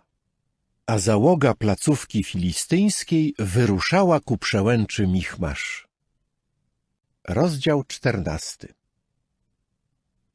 I pewnego dnia Jonatan, syn Saula, rzekł do sługi, który nosił jego broń: chodź, przedostańmy się do placówki Filistynów, którzy są po tamtej stronie. Ale swemu ojcu o tym nie powiedział. Saul zaś przebywał na skraju Gibei pod granatowcem, który jest w Migron. A lud, który z nim był, liczył około 600 mężów. Achijasz, syn Achituba, brata Ichaboda, syna Pinechasa, syna Helego, kapłan Jehowy w Shilo, nosił efod. Lud ten nie wiedział, że Jonatan poszedł. A między przejściami, których Jonatan szukał, by się przedostać ku placówce filistyńskiej, znajdował się ząb skalny z jednej strony i ząb skalny z drugiej strony. Jeden nazywał się Bocec, a drugi nazywał się Sen. Jeden ząb był niczym słup od północy zwrócony w stronę Michmasz, a drugi od południa w stronę Geby. Jonatan rzekł więc do sługi, do swego giermka: chodź, przedostańmy się do placówki tych nieobrzezańców. Może Jehowa będzie działał na naszą rzecz, bo nic nie przeszkodzi Jehowie wybawić przez wielu czy przez niewielu. Wtedy giermek powiedział do niego: czyń cokolwiek jest w twym sercu. Zwróć się dokądkolwiek zechcesz. Oto jestem z tobą, zgodnie z twym sercem. Wówczas Jonatan rzekł: oto przedostajemy się do tych mężów i pokażmy się im. Jeżeli powiedzą nam tak: stójcie, aż się do was zbliżymy, to zatrzymamy się tam, gdzie będziemy i nie podejdziemy do nich. Lecz jeśli powiedzą nam tak: podejdźcie do nas, to podejdziemy, gdyż Jehowa na pewno wyda ich w naszą rękę. Oto dla nas znak. Pokazali się więc obaj załodze placówki filistyńskiej. A Filistyni rzekli: oto Hebrajczycy wychodzą z dziur, w których się schowali. Mężowie z placówki odezwali się do Jonatana i jego giermka, mówiąc: podejdźcie do nas, to coś wam powiemy. Jonatan od razu rzekł do swego giermka: chodź za mną, bo Jehowa na pewno wyda ich w rękę Izraela. I Jonatan wspinał się na rękach i nogach, a jego giermek za nim. I tamci padali przed Jonatanem, a jego giermek za nim ich uśmiercał. I ta pierwsza rzeź, którą im urządził Jonatan i jego giermek, objęła około 20 mężczyzn, mniej więcej na połowie długości bruzdy na mordze pola. Wtedy powstało drżenie w obozie w polu i wśród wszystkich ludzi z placówki. Zadrżał też oddział grabieżców, nawet oni, a ziemia zaczęła się trząść i przerodziło się to w drżenie od Boga. I zobaczyli to strażnicy należący do Saula w Gibei Benjamina, a oto zgiełk rozlegał się tu i tam. I Saul przemówił do ludu, który z nim był: policzcie proszę i zobaczcie, kto od nas odszedł. Gdy policzyli, oto nie było Jonatana i jego giermka. Saul rzekł więc do Achijasza: sprowadź arkę prawdziwego Boga. Bo w owym dniu arka prawdziwego Boga znajdowała się u synów Izraela. A gdy Saul mówił do kapłana, zgiełk w obozie Filistynów trwał i coraz bardziej się wzmagał. Wtedy Saul powiedział do kapłana: cofnij swą rękę. I zwołali się Saul oraz cały lud, który z nim był. Przyszli więc aż na miejsce bitwy, a tam miecz każdego zwrócił się przeciwko jego bliźniemu. Pogrom był bardzo wielki. A Hebrajczycy, którzy wcześniej przystali do Filistynów i którzy przyszli z nimi do obozu wokoło, nawet oni pokazali, że są z Izraelem, który był z Saulem i Jonatanem. I wszyscy mężowie izraelscy ukryci w górzystym regionie Efraima usłyszeli, że Filistyni rzucili się do ucieczki i oni również ruszyli tuż za nimi do bitwy. I w owym dniu Jehowa wybawił Izraela, a bitwa przeniosła się do Bet-Awen. Mężowie izraelscy byli już w tym dniu bardzo strudzeni, a Saul mimo to zaprzysiągł lud, mówiąc: przeklęty człowiek, który zje chleb przed wieczorem, dopóki nie wywrę pomsty na moich nieprzyjaciołach. I nikt z ludu nie skosztował chleba. Wszyscy zaś z tej krainy weszli do lasu, a na powierzchni pola akurat był miód. Kiedy lud wszedł do lasu, oto miód ociekał, ale nikt nie sięgał ręką do ust, gdyż lud bał się przysięgi. Ale Jonatan nie słyszał, jak jego ojciec zaprzysiągł lud, więc wyciągnął koniec laski, którą miał w ręce, i zanurzył ją w plastrze miodu i przyciągnął rękę do ust, a oczy mu rozbłysły. Wówczas ktoś z ludu odezwał się i rzekł: twój ojciec uroczyście zaprzysiągł lud, mówiąc: przeklęty człowiek, który dziś zje chleb. A lud zaczynał odczuwać zmęczenie. Lecz Jonatan powiedział: mój ojciec sprowadził klątwę na tę ziemię. Zobaczcie, proszę, jak mi rozbłysły oczy, dlatego że skosztowałem tej odrobiny miodu. A cóż dopiero, gdyby tylko lud zjadł dzisiaj z łupu swych nieprzyjaciół, który znaleźli. Bo teraz rzeź Filistynów nie jest wielka. Tego dnia bili Filistynów od Michmasz do Aijalon i lud bardzo się zmęczył. I lud rzucił się chciwie na łup i brał owce oraz bydło, jak też cielęta, i zarzynał je na ziemi, i lud zabrał się do jedzenia z krwią. Powiedzieli więc Saulowi, mówiąc: oto lud grzeszy przeciwko Jehowie, jedząc z krwią. Wtedy rzekł: sprzeniewierzyliście się. Przede wszystkim przytoczcie do mnie wielki kamień. Potem Saul rzekł: rozproszcie się między ludem i powiedzcie im: niech każdy przyprowadzi do mnie swego byka i swą owcę i tutaj zarzynajcie i jedzcie. A nie wolno wam grzeszyć przeciwko Jehowie przez jedzenie z krwią. To też każdy z całego ludu przyprowadził swego byka, którego tej nocy miał pod ręką. I tam zarzynali. A Saul zbudował ołtarz Jehowie. Tak to zaczął budować ołtarze dla Jehowy. Później Saul rzekł: wyruszmy w nocy za Filistynami i plądrujmy ich, zanim zaświta ranek. I nie zostawmy ani jednego wśród nich. Na to powiedzieli: czyń cokolwiek jest dobre w twych oczach. Wtedy kapłan rzekł: przystąpmy tutaj do prawdziwego Boga. I Saul zaczął pytać Boga: czy mam wyruszyć za Filistynami, czy wydasz ich w rękę Izraela? A on mu w tym dniu nie odpowiedział. Rzekł więc Saul: zbliżcie się tu, wszystkie znaczące osobistości spośród ludu, i ustalcie oraz zobaczcie, jak dzisiaj doszło do tego grzechu. Bo jako żyje Jehowa, który jest wyzwolicielem Izraela, nawet jeżeli przez Jonatana mego syna, to z całą pewnością umrze. Lecz nikt z całego ludu mu nie odpowiedział. I przemówił do całego Izraela: wy będziecie po jednej stronie, a ja i Jonatan mój syn będziemy po drugiej stronie. Wtedy lud rzekł do Saula: czyń co dobre w twych oczach. I rzekł Saul do Jehowy: Boże Izraela, racz dać Tumim. Wtedy wypadło na Jonatana i Saula, a lud z tego wyszedł. Potem Saul powiedział: rzućcie losy, by rozstrzygnąć między mną a Jonatanem moim synem. I wypadło na Jonatana. Wówczas Saul rzekł do Jonatana: powiedz-że mi, coś uczynił.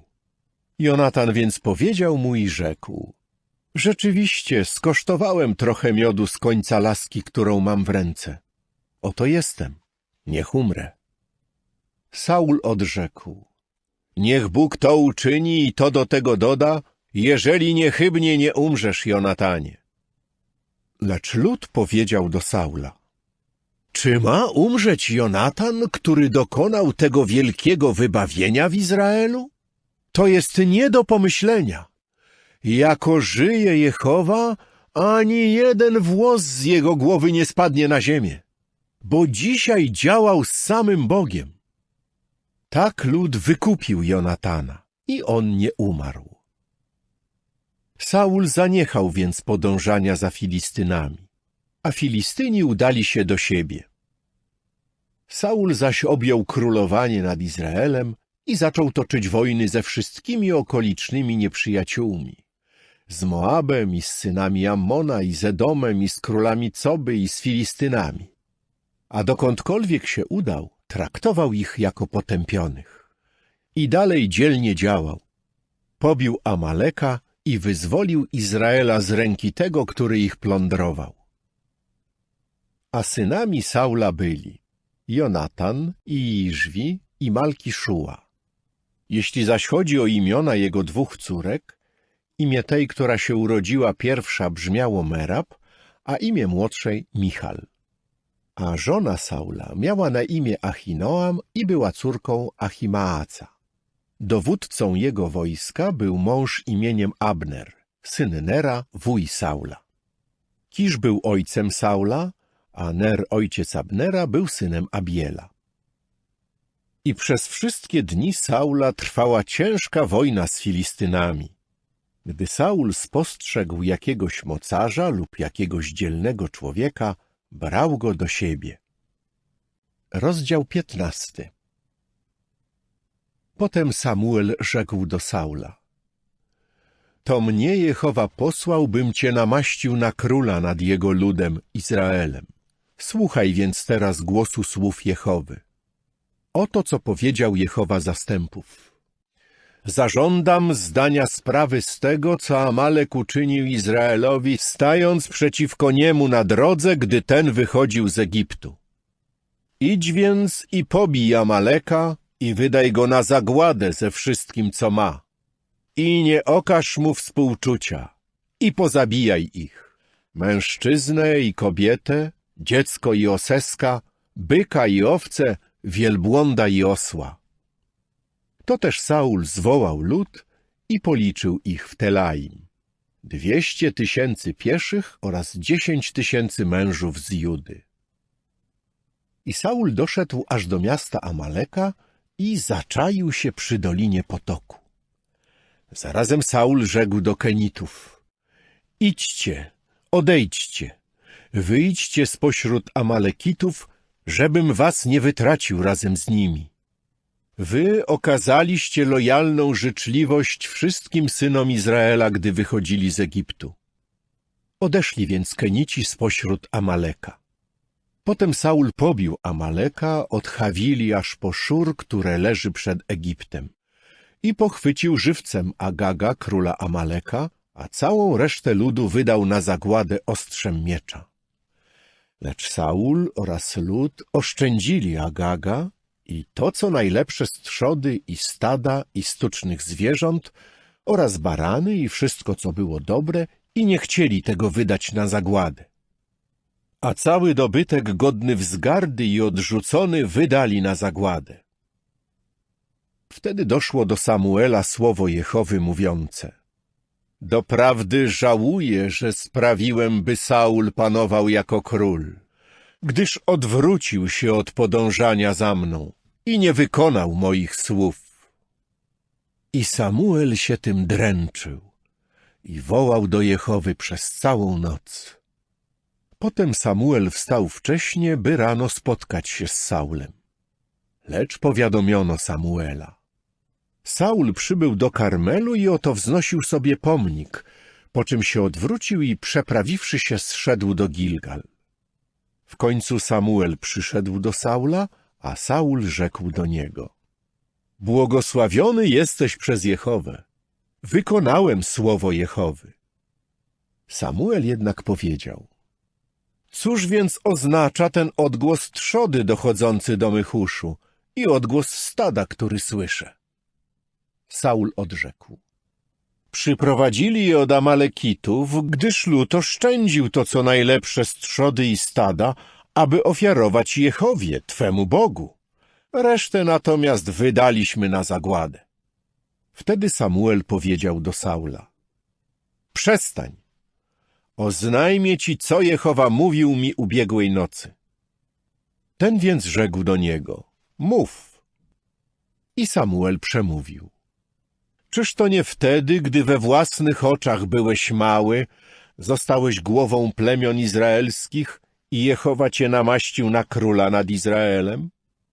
Później Jehowa wysłał cię z misją i rzekł: idź, wydaj na zagładę tych grzeszników Amalekitów i walcz z nimi, aż ich wytępisz. Dlaczego więc nie usłuchałeś głosu Jehowy, lecz chciwie rzuciłeś się na łup i czyniłeś to, co złe w oczach Jehowy? Jednakże Saul powiedział do Samuela: ależ usłuchałem głosu Jehowy. Wyruszyłem z misją, z którą mnie wysłał Jehowa, i przyprowadziłem Agaga, króla Amaleka. Lecz Amaleka wydałem na zagładę. A lud pozabierał z łupu owce i bydło, najwyborniejsze z nich, jako rzecz wydaną na zagładę, aby ofiarować Jehowie, Twemu Bogu, w Gilgal. Wtedy Samuel rzekł: czy Jehowa ma takie samo upodobanie w całopaleniach i ofiarach, jak w posłuszeństwie wobec głosu Jehowy? Oto posłuszeństwo jest lepsze niż ofiara, zwracanie uwagi niż tłuszcz baranów. Bo buntowniczość jest tym samym, co grzech wróżbiarstwa, a zuchwałe wysuwanie się naprzód tym samym, co używanie mocy tajemnej i terafim. Ponieważ ty odrzuciłeś słowo Jehowy, więc i on odrzuca ciebie, byś nie był królem. Wówczas Saul rzekł do Samuela: zgrzeszyłem, bo przekroczyłem rozkaz Jehowy i twoje słowa, gdyż bałem się ludu i dlatego usłuchałem ich głosu. A teraz proszę, odpuść mój grzech i wróć ze mną, abym mógł paść na twarz przed Jehową. Lecz Samuel powiedział do Saula: nie wrócę z tobą, bo odrzuciłeś słowo Jehowy, a Jehowa odrzuca ciebie, żebyś już nie był królem nad Izraelem. Gdy Samuel odwracał się, by odejść, tamten nagle chwycił skraj jego płaszcza bez rękawów. Lecz ten się oderwał.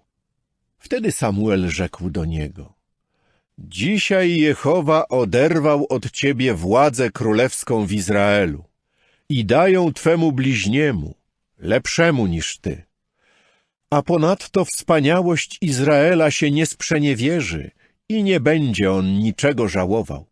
Nie jest bowiem ziemskim człowiekiem, żeby miał czegoś żałować. Na to on rzekł: zgrzeszyłem. Proszę, okaż mi teraz szacunek wobec starszych mego ludu oraz wobec Izraela i wróć ze mną, a ja padnę na twarz przed Jehową twoim Bogiem. Samuel wrócił więc za Saulem i Saul padł na twarz przed Jehową. Potem Samuel powiedział: przyprowadźcie tu do mnie Agaga, króla Amaleka.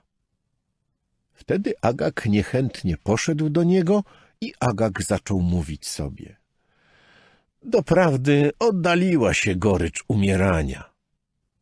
Jednakże Samuel rzekł: jak twój miecz pozbawiał kobiety ich dzieci, tak twoja matka będzie wśród kobiet najbardziej osierocona.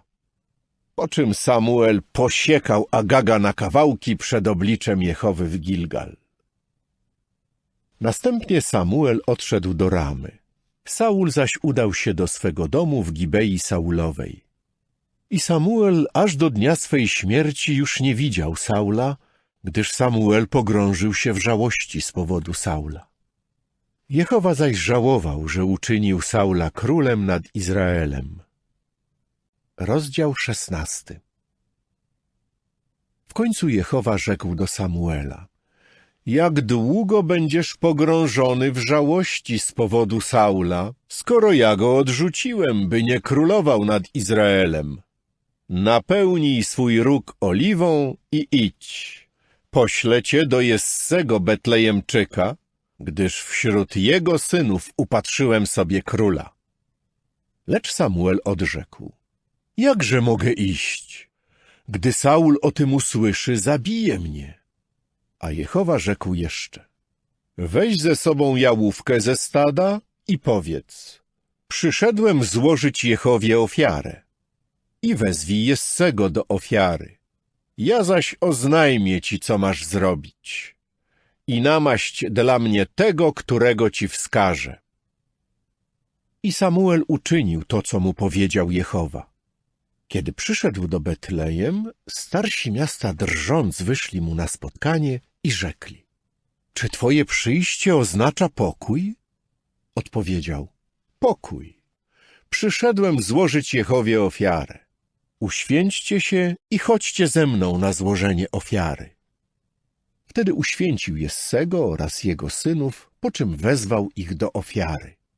A gdy przyszli, ujrzał Eliaba i od razu rzekł: doprawdy jest przed Jehową jego pomazaniec.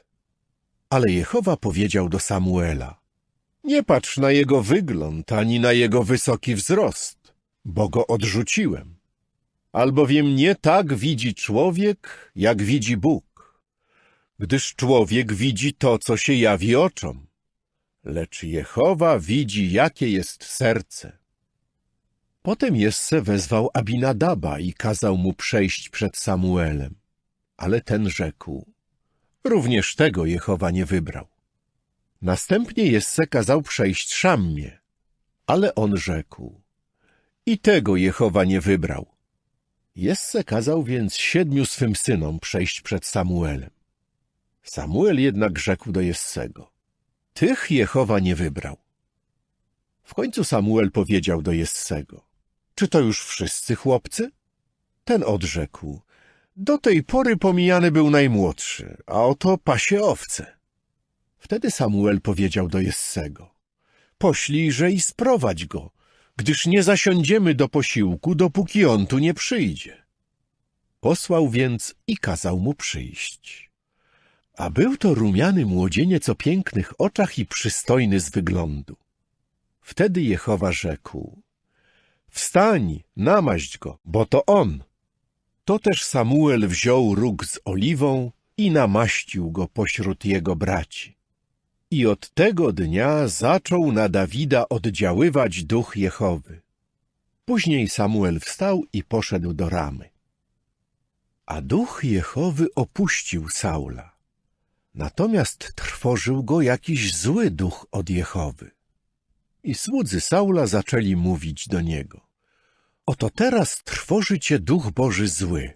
Niech nasz Pan zechce nakazać swym sługom, którzy są przed tobą, by poszukali zdolnego męża grającego na harfie. I gdy przyjdzie na ciebie duch Boży zły, on zagra swą ręką i na pewno poczujesz się dobrze. Saul powiedział więc do swych sług: proszę, znajdźcie mi męża, który dobrze gra, i przyprowadźcie go do mnie. A jeden ze sług odezwał się i rzekł: oto widziałem, jak umie grać syn Jessego Betlejemczyka.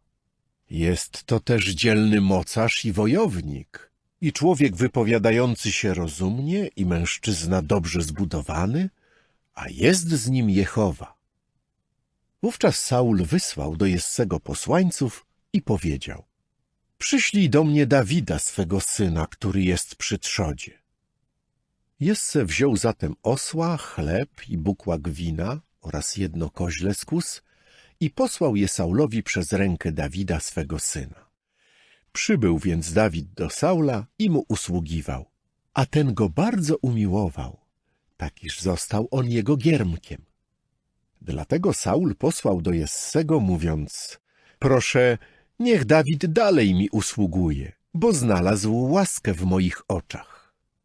I działo się tak, że gdy Duch Boży przychodził na Saula, Dawid brał harfę i grał swą ręką. I Saul doznawał ulgi i czuł się dobrze, a zły duch go opuszczał. Rozdział 17. a Filistyni zaczęli gromadzić swoje obozy na wojnę. Zebrawszy się w Socho, które należy do Judy, rozłożyli się obozem między Socho a Azeką w Efes-Dammim.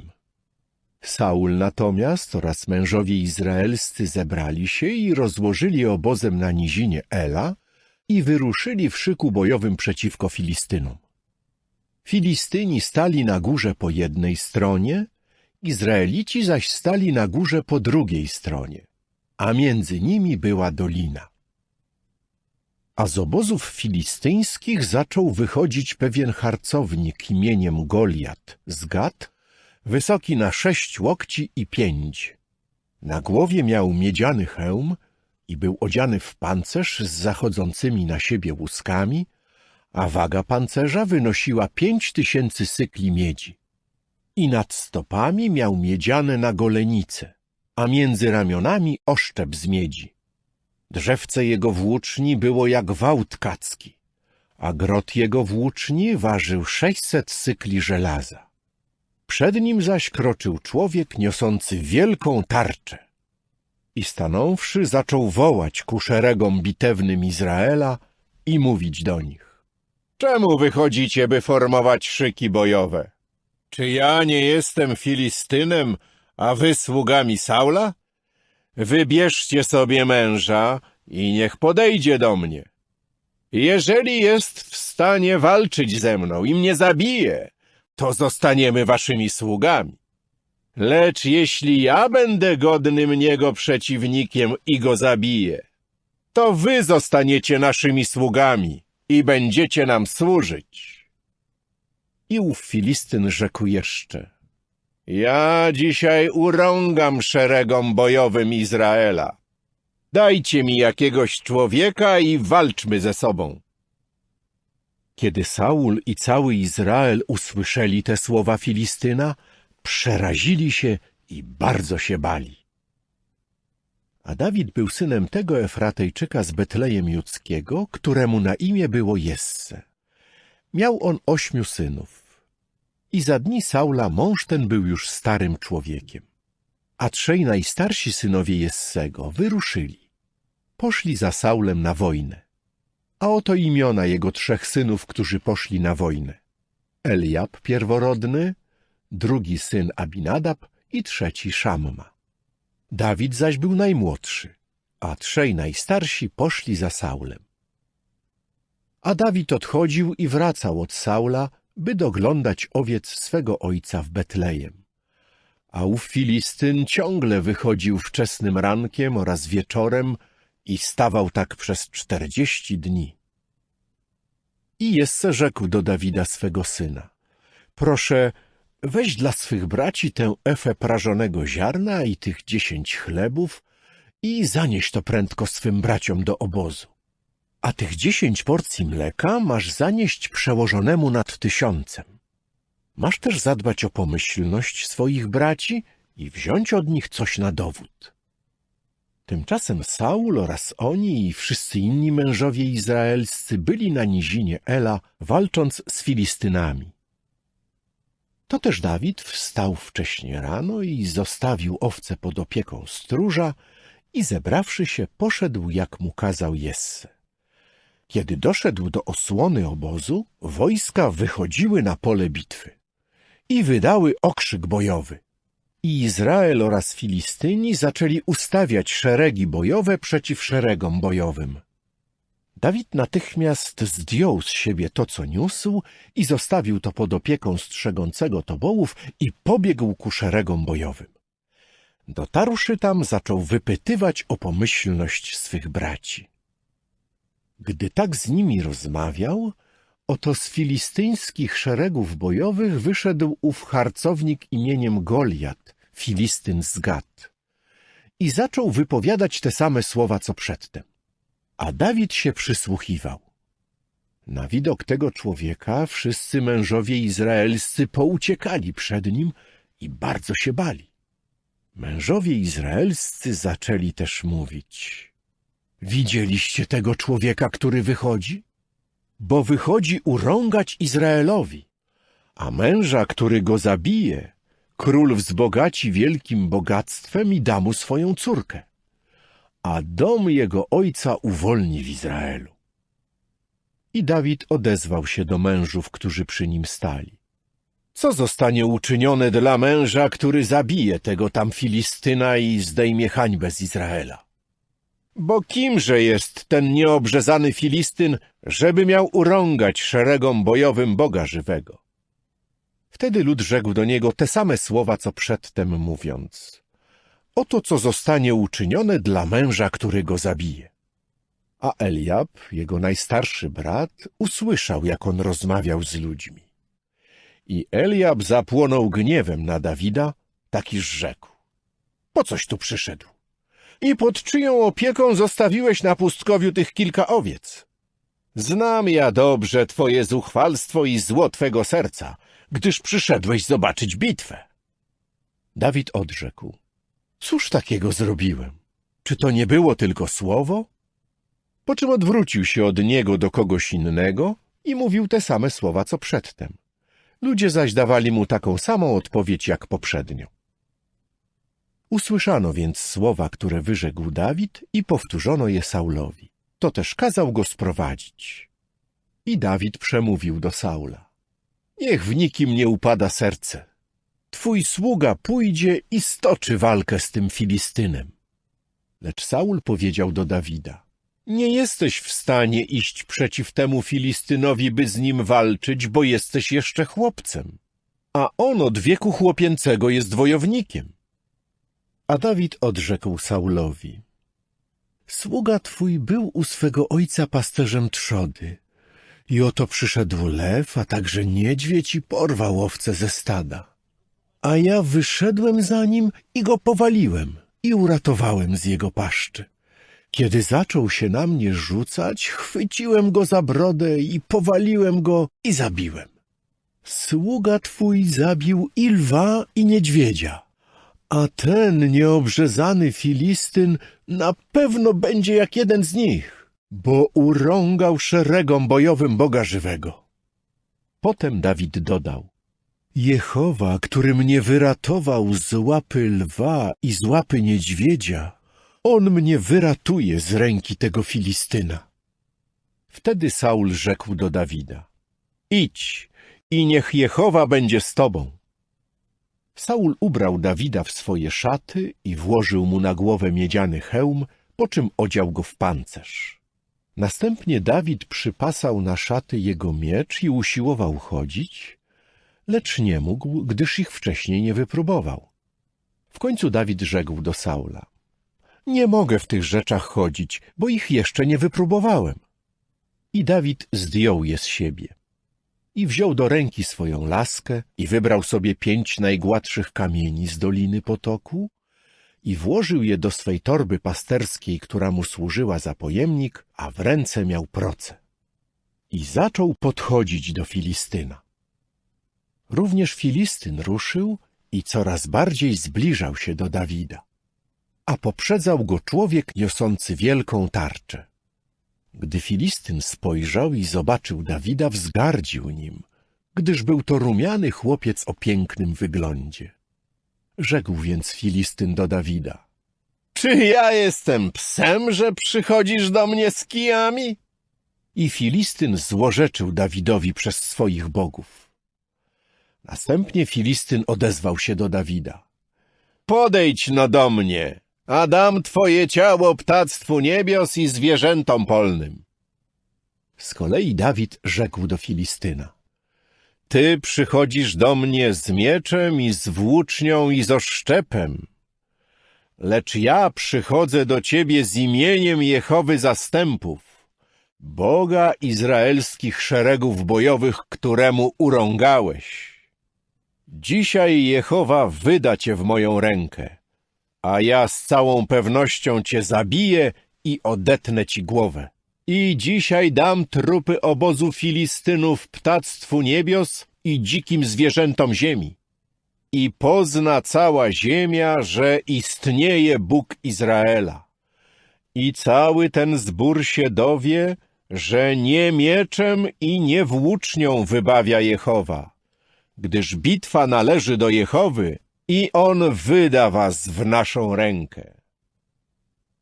Wtedy Filistyn wstał i podchodząc zbliżał się, aby się zmierzyć z Dawidem. A Dawid ruszył śpiesznie i wybiegł ku szeregom bojowym, by się zmierzyć z Filistynem. Wówczas Dawid włożył rękę do swej torby i wyjął stamtąd kamień i wypuścił go z procy i ugodził Filistyna w czoło. A kamień utkwił mu w czole, tak iż upadł twarzą do ziemi. Tak oto Dawid z procą i kamieniem okazał się silniejszy niż ów Filistyn i powalił Filistyna i go uśmiercił. A w ręce Dawida nie było miecza. To też Dawid podbiegł i stanął nad Filistynem. Potem uchwycił i wyciągnął z pochwy jego miecz i dobił go, odcinając nim jego głowę. A gdy Filistyni zobaczyli, że ich mocarz poniósł śmierć, rzucili się do ucieczki. Wówczas powstali mężowie izraelscy i judcy i zaczęli wznosić okrzyki. I ruszyli w pościg za Filistynami aż do doliny i aż do bram Ekronu, a śmiertelnie ranni Filistyni padali na drodze z Szaaraim aż do Gat i aż do Ekronu.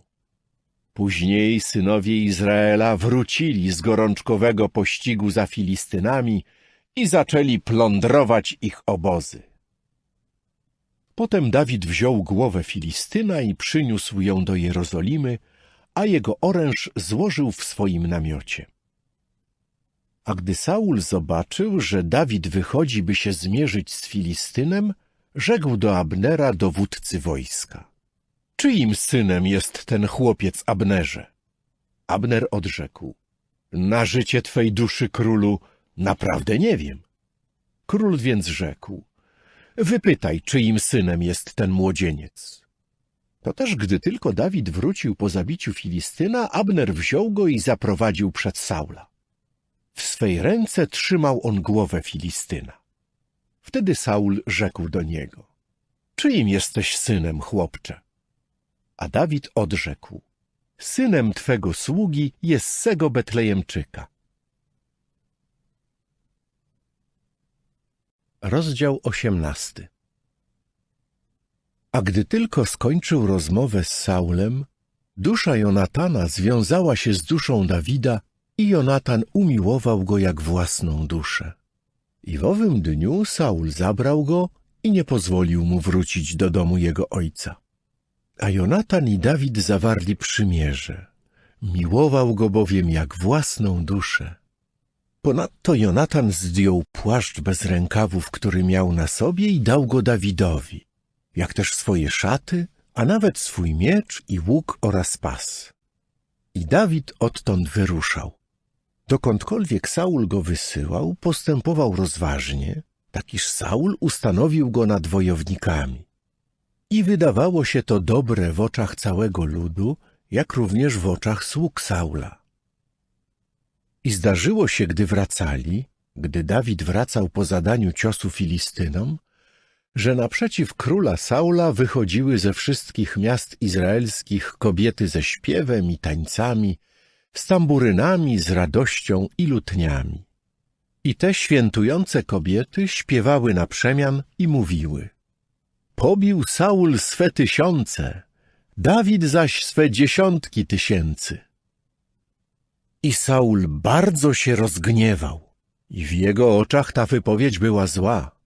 Rzekł więc: Dawidowi dały 10 000, a mnie dały 1000. Teraz jeszcze tylko dać mu władzę królewską. I począwszy od tego dnia, Saul wciąż patrzył na Dawida podejrzliwie. A nazajutrz stało się, że Duch Boży zły zaczął oddziaływać na Saula, tak iż zachowywał się on w domu jak prorok. Podczas gdy Dawid grał swą ręką melodię, jak to bywało w poprzednich dniach. A w ręce Saula była włócznia. I Saul rzucił włócznią, mówiąc: przygwożdżę Dawida do ściany. Lecz Dawid dwukrotnie się przed nim uchylił. I Saul zaczął się obawiać Dawida, gdyż Jehowa był z nim, a od Saula odstąpił. Saul usunął go zatem ze swego otoczenia i ustanowił go dla siebie dowódcą 1000. Wychodził więc i wchodził przed ludem. I Dawid stale postępował rozważnie na wszystkich swoich drogach, a Jehowa był z nim. Saul zaś widział, że on postępuje bardzo rozważnie, to też się go bał. I cały Izrael oraz Juda miłowały Dawida, gdyż on wychodził i wchodził przed nimi. W końcu Saul rzekł do Dawida: oto moja najstarsza córka Merab. Właśnie ją dam ci za żonę. Tylko okaż mi się dzielny i prowadź wojny Jehowy. Lecz Saul powiedział sobie: niech nie dosięgnie go moja ręka, ale niech go dosięgnie ręka Filistynów. Na to Dawid rzekł do Saula: kimże ja jestem i kim są moi krewni, rodzina mego ojca w Izraelu, żebym miał zostać zięciem króla? Kiedy jednak miano Dawidowi dać Merab, córkę Saula, okazało się, że już dano ją za żonę Adrielowi Mecholatycie. A Michal, córka Saula, pokochała Dawida i doniesiono o tym Saulowi. I spodobało mu się to. Rzekł więc Saul: dam mu ją, aby dla niego była sidłem i aby go dosięgła ręka Filistynów. I Saul powiedział do Dawida: dzisiaj przez jedną z tych 2 niewiast spowinowacisz się ze mną. Ponadto Saul nakazał swym sługom: powiedzcie Dawidowi w tajemnicy, mówiąc: oto król ma w tobie upodobanie, a wszyscy jego słudzy umiłowali cię. Teraz więc spowinować się z królem. I słudzy Saula zaczęli mówić te słowa do uszu Dawida. Lecz Dawid rzekł: czy w waszych oczach jest rzeczą łatwą spowinowacić się z królem, skoro jestem mężem ubogim i lekceważonym? Wtedy słudzy Saula powiadomili go, mówiąc: takie oto słowa powiedział Dawid. Na to Saul rzekł: tak powiecie Dawidowi: król nie chce opłaty za ożenek, lecz 100 napletków filistyńskich, by się pomścić na nieprzyjaciołach króla. A Saul uknął plan, żeby Dawid poległ z ręki Filistynów. To też jego słudzy donieśli Dawidowi te słowa i Dawidowi spodobała się ta rzecz, żeby się spowinowacić z królem. A dni jeszcze nie upłynęły. Dawid więc wstał i wyruszywszy ze swymi ludźmi, zabił wśród Filistynów 200 mężów. I przyniósł Dawid ich napletki i w pełnej liczbie dał je królowi, by się spowinowacić z królem.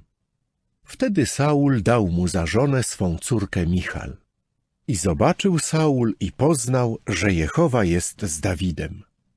Michal zaś, córka Saula, kochała go. I Saul jeszcze bardziej się bał Dawida i Saul na zawsze stał się dla Dawida nieprzyjacielem. I wyruszali książęta Filistynów. A ilekroć wyruszali, Dawid postępował najrozważniej ze wszystkich sług Saula. I jego imię stało się bardzo cenne. Rozdział 19. I Saul rozmawiał z Jonatanem, swoim synem, i ze wszystkimi swymi sługami o uśmierceniu Dawida. A Jonatan, syn Saula, bardzo sobie upodobał Dawida. To też Jonatan powiedział Dawidowi, mówiąc: Saul, mój ojciec, zamierza cię uśmiercić.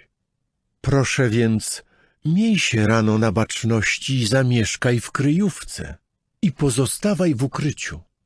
Ja zaś wyjdę i stanę przy ojcu na polu, na którym ty będziesz, i porozmawiam z ojcem w twoim imieniu. I zobaczę, co się stanie, i na pewno cię o tym powiadomię. Jonatan mówił więc dobrze o Dawidzie do Saula swego ojca i rzekł mu: niech król nie grzeszy przeciwko swemu słudze Dawidowi, bo on nie zgrzeszył wobec ciebie, a jego uczynki były bardzo dobre względem ciebie. I wziąwszy swoją duszę w dłoń, powalił Filistyna, tak iż Jehowa dokonał wielkiego wybawienia dla całego Izraela. Widziałeś to i się rozradowałeś. Czemuż miałbyś zgrzeszyć przeciwko niewinnej krwi, bez powodu wydając Dawida na śmierć. Wtedy Saul usłuchał głosu Jonatana i przysiągł Saul: jako żyje Jehowa, nie zostanie uśmiercony. Wówczas Jonatan zawołał Dawida i Jonatan oznajmił mu wszystkie te słowa. Potem Jonatan przyprowadził Dawida do Saula i przebywał on przed jego obliczem jak poprzednio. Po jakimś czasie znowu wybuchła wojna i Dawid wyruszył, by walczyć z Filistynami. I pobił ich, urządzając wielką rzeź, tak iż rzucili się przed nim do ucieczki. I zły duch Jehowy naszedł Saula, gdy ten siedział w swoim domu z włócznią w ręce, a Dawid grał swą ręką melodię. Wtedy Saul usiłował przygwoździć Dawida włócznią do ściany, lecz on zrobił unik przed Saulem, tak iż ten wbił włócznię w ścianę. Dawid zaś umknął, żeby tej nocy zbiec. Później Saul wysłał posłańców pod dom Dawida, by tam czuwali i rano go uśmiercili. Lecz Michal, jego żona, rzekła do Dawida mówiąc: jeżeli tej nocy nie pozwolisz swej duszy ujść cało, to jutro będziesz uśmiercony. Michal natychmiast pomogła Dawidowi zejść przez okno, żeby mógł odejść i zbiec i ujść cało. Potem Michal wzięła terafim i położyła na łożu, a siatkę z koziej sierści umieściła tam, gdzie miał głowę, po czym zakryła to szatą. A Saul wysłał posłańców, żeby pojmali Dawida. Lecz ona rzekła: jest chory. Saul wysłał więc posłańców, żeby zobaczyli Dawida i powiedział: przynieście go do mnie na jego łożu, by został uśmiercony. Gdy posłańcy weszli, oto na łożu terafim, a na miejscu, gdzie leżała głowa, była siatka z koziej sierści. Wtedy Saul rzekł do Michal: dlaczego tak mnie oszukałaś, odprawiając mego nieprzyjaciela, by mógł zbiec? Na to Michal powiedziała do Saula: on rzekł do mnie: odpraw mnie, czemu miałbym cię uśmiercić? Dawid zaś zbiegł i uszedł cało i przybył do Samuela do Ramy. I opowiedział mu wszystko, co mu uczynił Saul. Potem on i Samuel odeszli i zamieszkali w Najot. Po jakimś czasie dotarła do Saula następująca wiadomość: oto Dawid jest w Najot w Ramie. Saul natychmiast wysłał posłańców, żeby pojmali Dawida. Gdy ujrzeli prorokujących starszych spośród proroków oraz Samuela stojącego na swym miejscu nad nimi, Duch Boży spoczął na posłańcach Saula i oni również zaczęli się zachowywać jak prorocy. Kiedy o tym opowiedziano Saulowi, od razu wysłał innych posłańców i oni również zaczęli się zachowywać jak prorocy. To też Saul znowu wysłał posłańców, trzecią grupę, i ci także zaczęli się zachowywać jak prorocy. Wreszcie i on udał się do Ramy. Dotarłszy do wielkiej cysterny, która jest w Sechu, zaczął wypytywać i mówić: gdzie jest Samuel i Dawid? Odpowiadano: tam, w Najot, w Ramie. I szedł stamtąd ku Najot w Ramie, a Duch Boży spoczął również na nim samym. Tak iż on szedł dalej i zachowywał się jak prorok, aż dotarł do Najot w Ramie. I zdjął swoje szaty, i również on zachowywał się jak prorok przed Samuelem. I leżał nagi przez cały ten dzień i całą tę noc. Dlatego zaczęto mówić: czyż i Saul między prorokami? Rozdział 20. A Dawid zbiegł z Najot w Ramie. Przyszedł jednak i powiedział przed Jonatanem: cóż zrobiłem? Czym zawiniłem? I jaki grzech popełniłem wobec twojego ojca, że nastaje na mą duszę? On mu odrzekł: to jest nie do pomyślenia. Nie umrzesz. Oto mój ojciec nie uczyni rzeczy wielkiej ani małej, jeśli jej nie wyjawi do mego ucha. Czemuż więc mój ojciec miałby ukrywać tę sprawę przede mną? Tak się nie dzieje. Lecz Dawid przysiągł jeszcze i rzekł: Twój ojciec na pewno wie, że znalazłem łaskę w twoich oczach, dlatego powie: niech się o tym nie dowie Jonatan, żeby się nie martwił. A przecież jako żyje Jehowa i jako żyje twoja dusza, tylko krok dzieli mnie od śmierci. A Jonatan odezwał się do Dawida: cokolwiek powie twoja dusza, uczynię dla ciebie. Wówczas Dawid rzekł do Jonatana: oto jutro jest nów i ja koniecznie powinienem siedzieć z królem przy posiłku. Odpraw mnie więc, a ja się ukryję w polu aż do wieczora 3. dnia. Gdyby jednak twój ojciec zwrócił uwagę na moją nieobecność, powiedz: Dawid usilnie prosił mnie o zwolnienie, by mógł pobiec do Betlejem swego miasta, gdyż składają tam doroczną ofiarę za całą rodzinę. Jeśli powie dobrze, będzie to oznaczać pokój dla twego sługi, a jeśli się rozgniewa, wiedz, że postanowił coś złego. I okaż swemu słudze lojalną życzliwość, bo przecież wprowadziłeś ze sobą swego sługę do przymierza Jehowy. Lecz jeśli zawiniłem, ty sam zadaj mi śmierć, bo po cóż miałbyś mnie prowadzić do swego ojca? A Jonatan powiedział: to jest w twoim wypadku nie do pomyślenia. Ale gdybym się jakoś dowiedział, że mój ojciec postanowił, by spotkało cię coś złego, czyż nie powiem ci o tym? Wtedy Dawid rzekł do Jonatana: kto mnie powiadomi, czy odpowiedź twego ojca jest szorstka? Jonatan odrzekł Dawidowi: chodź, wyjdźmy w pole. Wyszli więc obaj w pole. I Jonatan odezwał się do Dawida: Jehowa Bóg Izraela niech będzie świadkiem, że jutro o tym czasie albo na 3. dzień wybadam swego ojca. I jeśli będzie przychylny Dawidowi, to czyż nie poślę do ciebie i ci tego nie wyjawię? Niech Jehowa to uczyni Jonatanowi i tamto doda do tego.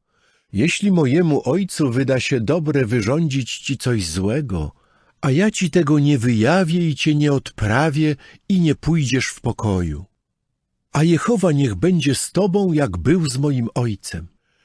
Jeśli ja będę jeszcze żył, czy nie okażesz, tak, czy nie postąpisz ze mną stosownie do lojalnej życzliwości Jehowy, abym nie umarł? I nie odetniesz swojej lojalnej życzliwości, tak by nie była z moim domem po czas niezmierzony. Ani też, gdy Jehowa będzie wytracał nieprzyjaciół Dawida z powierzchni ziemi, co do jednego, nie zostanie odcięte imię Jonatana od domu Dawida. I Jehowa zażąda tego z ręki nieprzyjaciół Dawida. To też Jonatan znowu przysiągł Dawidowi ze względu na swą miłość do niego. Bo jak miłował swą duszę, tak i jego miłował. I Jonatan rzekł jeszcze do niego: jutro jest nów i twoja nieobecność na pewno zostanie dostrzeżona, gdyż twe miejsce będzie puste. A 3. dnia twoja nieobecność będzie już bardzo widoczna. Przyjdź zatem na miejsce, gdzie się ukryłeś w dzień roboczy i pozostań tu koło tego kamienia. Ja zaś wypuszczę obok niego 3 strzały, kierując je dokądkolwiek zechcę, do jakiegoś celu. I oto wyślę sługę, mówiąc: idź, znajdź te strzały. Gdybym powiedział do sługi tak: oto strzały są po tej stronie od ciebie, weź je, wtedy przyjdź, bo to oznacza dla ciebie pokój. I jako żyje Jehowa, nie dzieje się nic szczególnego. Lecz gdybym powiedział do młodzieńca: oto strzały są dalej od ciebie, wtedy idź, bo Jehowa cię odprawił. A jeśli chodzi o słowo, które mówiliśmy, ja i ty, niech Jehowa będzie między mną a tobą po czas niezmierzony. Potem Dawid ukrył się w polu i nastał nów, a król zasiadł do posiłku, żeby jeść. I król siedział na swoim miejscu jak zazwyczaj, na miejscu przy ścianie. A Jonatan był naprzeciw niego. Abner zaś siedział obok Saula, lecz miejsce Dawida było puste. I tego dnia Saul nic nie powiedział, gdyż rzekł sobie: coś się stało, tak iż jest nieczysty, bo jeszcze się nie oczyścił. A nazajutrz po nowiu, drugiego dnia, miejsce Dawida dalej było puste. Wtedy Saul rzekł do Jonatana, swego syna: dlaczego syn Jessego nie przyszedł na posiłek, ani wczoraj, ani dzisiaj? Jonatan odpowiedział Saulowi: Dawid usilnie mnie prosił o zwolnienie, by mógł pójść do Betlejem. I rzekł: odpraw mnie proszę, gdyż składamy w tym mieście ofiarę rodzinną i nakazał mi to mój brat. Jeśli więc znalazłem łaskę w Twych oczach, proszę, pozwól mi się wymknąć, abym mógł się zobaczyć ze swymi braćmi. Dlatego nie przyszedł do stołu króla. Wówczas Saul zapałał gniewem na Jonatana i rzekł do niego: synu buntowniczej służącej, czyż nie wiem, że wybierasz syna Jessego ku swej własnej hańbie i ku hańbie wstydliwych części ciała swej matki? Bo przez wszystkie dni, dopóki będzie na ziemi żył syn Jessego, nie umocnisz się ani ty sam, ani twoja władza królewska. Poślij więc teraz i sprowadź go do mnie. Ma bowiem ponieść śmierć. Jednakże Jonatan odpowiedział Saulowi swemu ojcu i powiedział mu: czemu miałby ponieść śmierć? Cóż uczynił?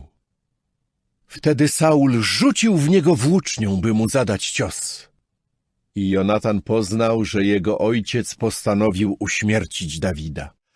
Jonatan natychmiast wstał od stołu, pałając gniewem, i nie jadł chleba na drugi dzień po nowiu, bo sprawiono mu ból z powodu Dawida, gdyż jego własny ojciec go upokorzył. A rano Jonatan wyszedł w pole na miejsce umówione z Dawidem i był z nim młody sługa. I rzekł do swego sługi: pobiegnij proszę i znajdź strzały, które ja wypuszczam. Sługa pobiegł, a on tak wypuścił strzałę, by go minęła. Gdy sługa dotarł do miejsca, gdzie była strzała, którą wypuścił Jonatan, zawołał Jonatan za sługą i rzekł: czy strzała nie jest dalej od ciebie? I Jonatan zawołał jeszcze za sługą: szybko, pośpiesz się, nie stój. I sługa Jonatana pozbierał strzały, po czym przyszedł do swego pana. A ów sługa o niczym nie wiedział, tylko Jonatan i Dawid wiedzieli o tej sprawie. Potem Jonatan dał swą broń swojemu słudze i powiedział mu: idź, zabierz to do miasta. Sługa poszedł. Dawid zaś wstał z pobliskiego miejsca od strony południowej.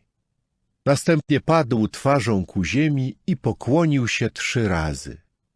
I zaczęli jeden drugiego całować i płakać nad sobą nawzajem.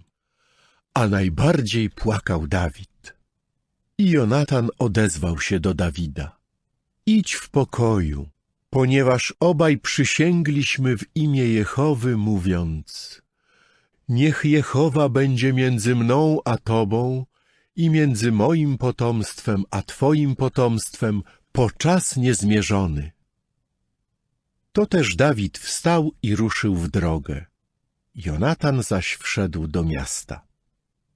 Rozdział 21.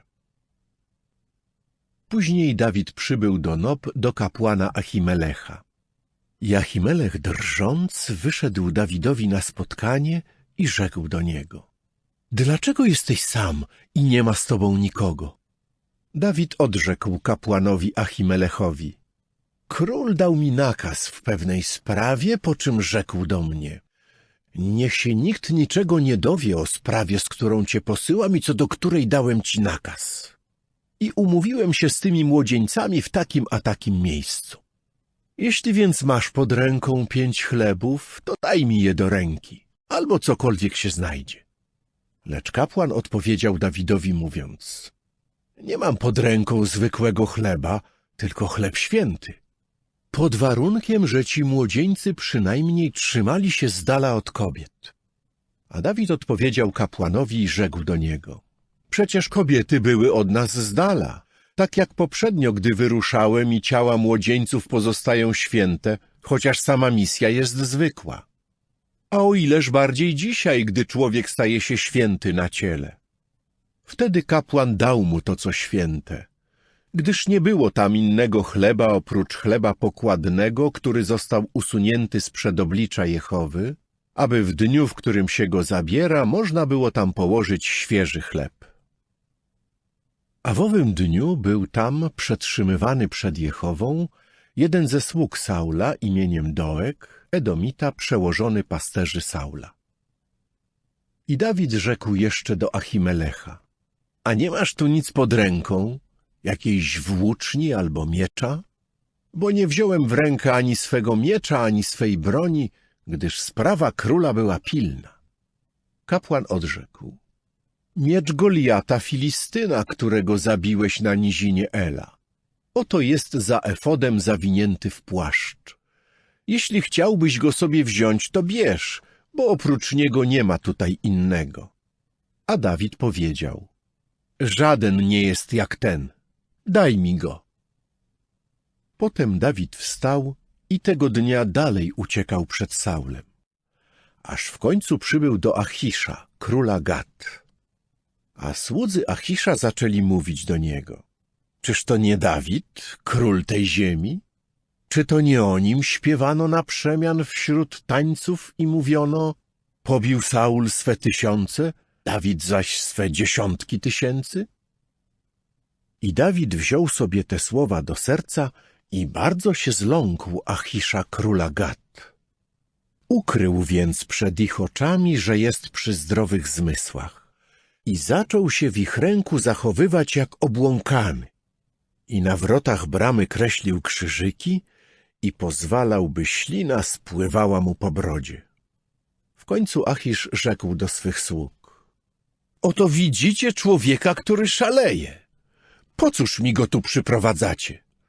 Czy brakuje mi szaleńców, że sprowadziliście tego, by przy mnie szalał? Czy taki miałby wejść do mego domu? Rozdział 22.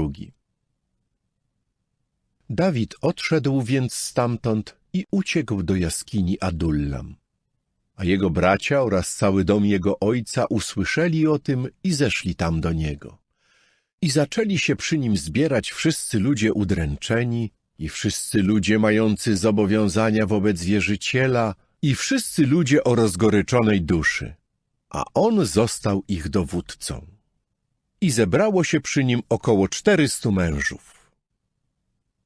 Później Dawid poszedł stamtąd do Micpe w Moabie i rzekł do króla Moabu: pozwól proszę, by mój ojciec i moja matka zamieszkali u was, aż będę wiedział, co Bóg ze mną zrobi. To też osiedlił ich u króla Moabu i mieszkali u niego przez wszystkie dni, kiedy Dawid przebywał w niedostępnym miejscu. Po pewnym czasie prorok Gad rzekł do Dawida: nie pozostawaj dalej w tym niedostępnym miejscu. Odejdź i udaj się do ziemi judzkiej. Odszedł więc Dawid i przybył do lasu Heret. I Saul usłyszał, że wykryto Dawida oraz mężów, którzy z nim byli. Saul siedział właśnie w Gibei pod tamaryszkiem na wyżynie z włócznią w ręce, a wokół niego stali wszyscy jego słudzy. Wtedy Saul powiedział do swych sług stojących wokół niego: posłuchajcie proszę, Beniaminici, czy syn Jessego też da wam wszystkim pola i winnice?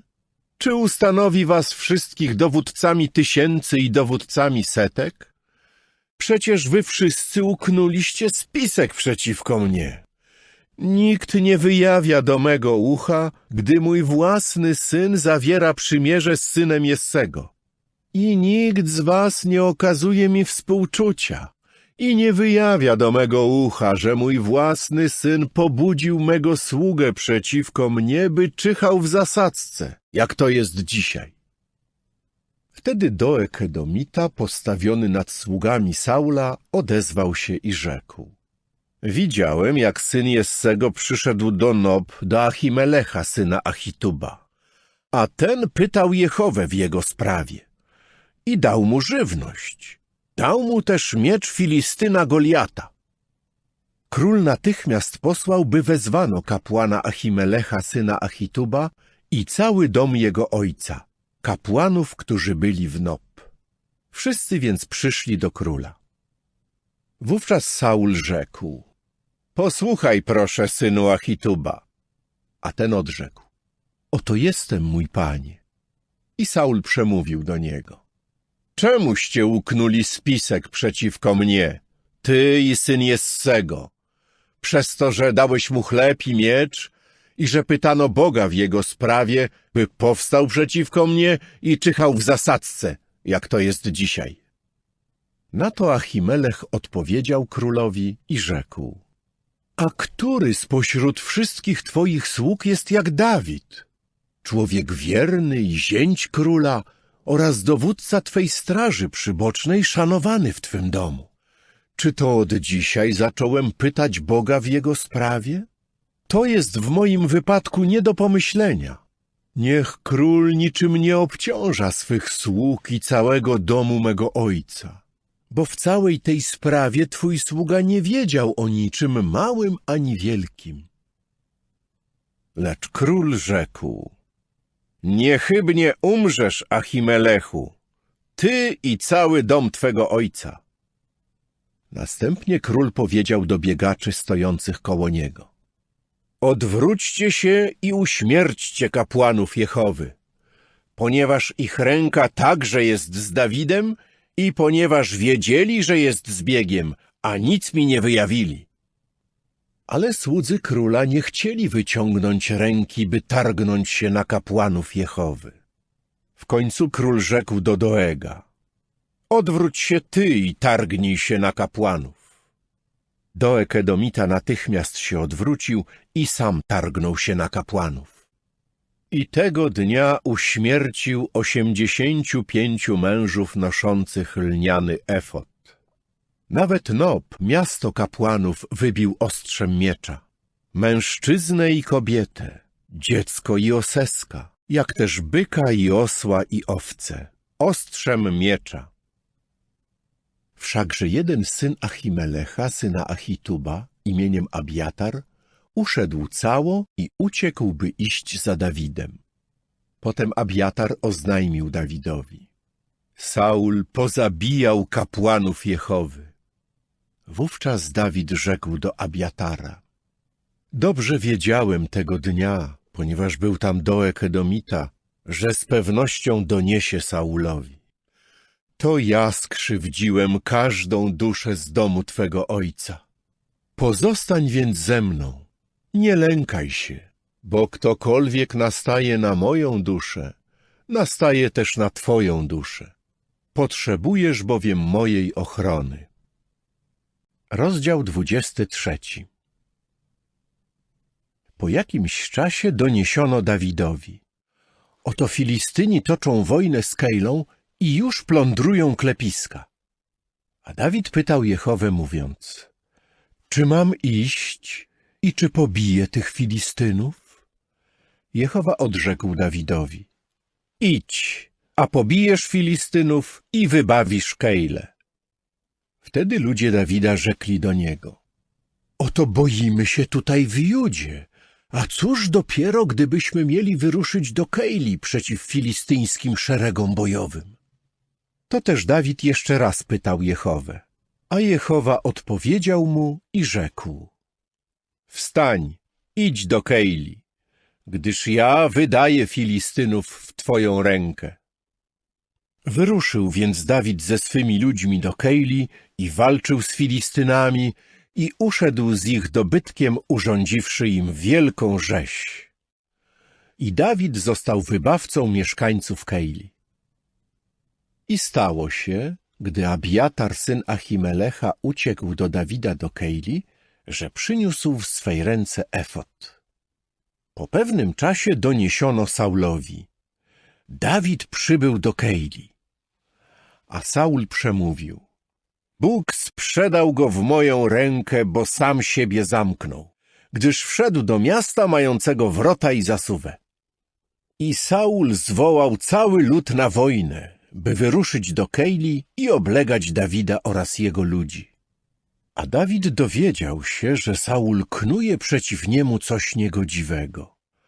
To też rzekł do kapłana Abiatara: przynieś tu efod. I przemówił Dawid: Jehowo, Boże Izraela, Twój sługa doprawdy słyszał, że Saul chce przybyć do Kejli, by z mego powodu obrócić to miasto w ruinę. Czy właściciele ziemscy z Kejli wydadzą mnie w jego rękę? Czy Saul przybędzie, jak słyszał Twój sługa? Proszę Cię, Jehowo, Boże Izraela, powiedz swemu słudze. Jehowa odrzekł: przybędzie. I Dawid mówił dalej: czy właściciele ziemscy z Kejli wydadzą mnie i moich ludzi w rękę Saula? A Jehowa rzekł: wydadzą. Dawid natychmiast powstał ze swoimi ludźmi w liczbie około 600 mężów i wyszli z Kejli i chodzili tu i tam, gdzie tylko mogli iść. A Saulowi doniesiono, że Dawid uciekł z Kejli. Zaniechał więc wyprawy. I zamieszkał Dawid na pustkowiu, w miejscach trudno dostępnych, i mieszkał w górzystym regionie na pustkowiu Zif. A Saul stale go szukał, lecz Bóg nie wydał go w jego rękę. I Dawid się bał, Saul bowiem wyruszył, by nastawać na jego duszę. Dawid przebywał wówczas na pustkowiu Zif w Choresz. Wtedy Jonatan, syn Saula, wstał i poszedł do Dawida do Choresz, aby jego rękę umocnić w Bogu. I rzekł do niego: nie lękaj się, bo ręka Saula mego ojca nie znajdzie cię, a ty będziesz królem nad Izraelem. Ja zaś będę drugi po tobie. I Saul, mój ojciec, też o tym wie. Wtedy obaj zawarli przymierze przed obliczem Jehowy. I Dawid dalej mieszkał w Choresz, a Jonatan poszedł do swego domu. Później Zifici udali się do Saula do Gibei i powiedzieli: czyż Dawid nie ukrywa się koło nas w miejscach trudno dostępnych w Choresz, na wzgórzu Hachila, które leży na prawo od Jeszimonu? Teraz więc, królu, w zgodzie z całym gorącym pragnieniem Twej duszy, by wyruszyć, wyrusz, a naszą rzeczą będzie wydanie go w rękę króla. Wtedy Saul rzekł: błogosławieni jesteście przez Jehowę, bo okazaliście mi współczucie. Idźcie proszę, nie ustawajcie jeszcze, lecz sprawdźcie i wypatrzcie miejsce, gdzie przebywa jego stopa. Ktokolwiek go tam widział. Mówiono mi bowiem, że jest on naprawdę przebiegły. I zobaczcie i sprawdźcie wszystkie jego kryjówki, w których się chowa. I wróćcie do mnie z dowodem, a pójdę z wami. I stanie się, że jeśli on będzie w tej ziemi, to będę go starannie szukał między wszystkimi tysiącami judzkimi. Wstali więc i poszli do Zif przed Saulem, podczas gdy Dawid i jego ludzie byli na pustkowiu Maonu w Arabie, na południe od Jeszimonu. Potem przybył Saul ze swoimi ludźmi, by go szukać. Kiedy powiedziano o tym Dawidowi, natychmiast zszedł ku urwistej skale i dalej mieszkał na pustkowiu Maonu. Gdy Saul o tym usłyszał, ścigał Dawida po pustkowiu Maonu. W końcu Saul dotarł na jedną stronę góry, Dawid zaś i jego ludzie byli po drugiej stronie góry. To też Dawid się pośpieszył, by ujść przed Saulem. Tymczasem Saul ze swymi ludźmi już otaczali Dawida i jego ludzi, aby ich pochwycić. Lecz oto przybył posłaniec do Saula, mówiąc: pośpiesz się i chodź, bo Filistyni wtargnęli do kraju. Wówczas Saul zaniechał pościgu za Dawidem i ruszył przeciwko Filistynom. Dlatego nazwano to miejsce skałą rozłączeń. Potem Dawid wyruszył stamtąd i zamieszkał w trudno dostępnych miejscach w En-Gedi. Rozdział 24. A gdy tylko Saul wrócił z pościgu za Filistynami, doniesiono mu: oto Dawid jest na pustkowiu En-Gedi. Wziął więc Saul 3000 doborowych mężczyzn z całego Izraela i wyruszył szukać Dawida oraz jego ludzi na nagich skałach, gdzie żyją koziorożce. W końcu dotarł do kamiennych owczarni przy drodze, gdzie była jaskinia. I Saul wszedł za swoją potrzebą, podczas gdy Dawid i jego ludzie siedzieli w najdalszych częściach jaskini, a ludzie Dawida odezwali się do niego. To jest dzień, w którym Jehowa mówi do ciebie. Oto ja wydaję twego nieprzyjaciela w twoją rękę, a ty uczyń mu to, co jest dobre w twoich oczach. Dawid więc wstał i ukradkiem odciął skraj Saulowego płaszcza nie mającego rękawów. Lecz potem serce Dawida smagało go za to, że odciął skraj Saulowego płaszcza. Rzekł zatem do swych ludzi. Jest dla mnie nie do pomyślenia z punktu widzenia Jehowy, żebym miał uczynić tę rzecz mojemu Panu, pomazańcowi Jehowy, podnosząc na niego rękę. Jest on bowiem pomazańcem Jehowy. Tymi słowami Dawid odprawił swych ludzi i nie pozwolił im wystąpić przeciwko Saulowi. Saul zaś wstał, wyszedł z jaskini i poszedł dalej. Potem wstał również Dawid i wyszedłszy z jaskini, zawołał za Saulem, mówiąc: Panie mój, królu! Wtedy Saul spojrzał za siebie, a Dawid pokłonił się nisko twarzą ku ziemi i padł na twarz. I Dawid powiedział do Saula: Dlaczego słuchasz ludzkich słów mówiących: oto Dawid pragnie twej krzywdy? Przecież dzisiaj twe oczy widziały, jak Jehowa wydał cię dziś w tej jaskini w moją rękę. I mówiono, żeby cię zabić. Ale ja użaliłem się nad tobą i powiedziałem: nie podniosę ręki na mojego Pana. Jest on bowiem pomazańcem Jehowy. I zobacz, mój ojcze, tak, zobacz, że mam w ręce skraj twego płaszcza bez rękawów. Bo gdy odcinałem skraj tego płaszcza, nie zabiłem cię. Wiedz i zobacz, że w mej ręce nie ma niegodziwości ani buntu i nie zgrzeszyłem przeciw tobie. A ty czyhasz na mą duszę, by mi ją odebrać. Oby Jehowa rozsądził między mną a tobą. I niech Jehowa wywrze za mnie pomstę na tobie, lecz moja ręka cię nie tknie. Jak mówi przysłowie starożytnych, od niegodziwych wyjdzie niegodziwość, ale moja ręka cię nie tknie. Za kim to wyruszył król Izraela? Za kim gonisz? Za zdechłym psem? Za jedną pchłą?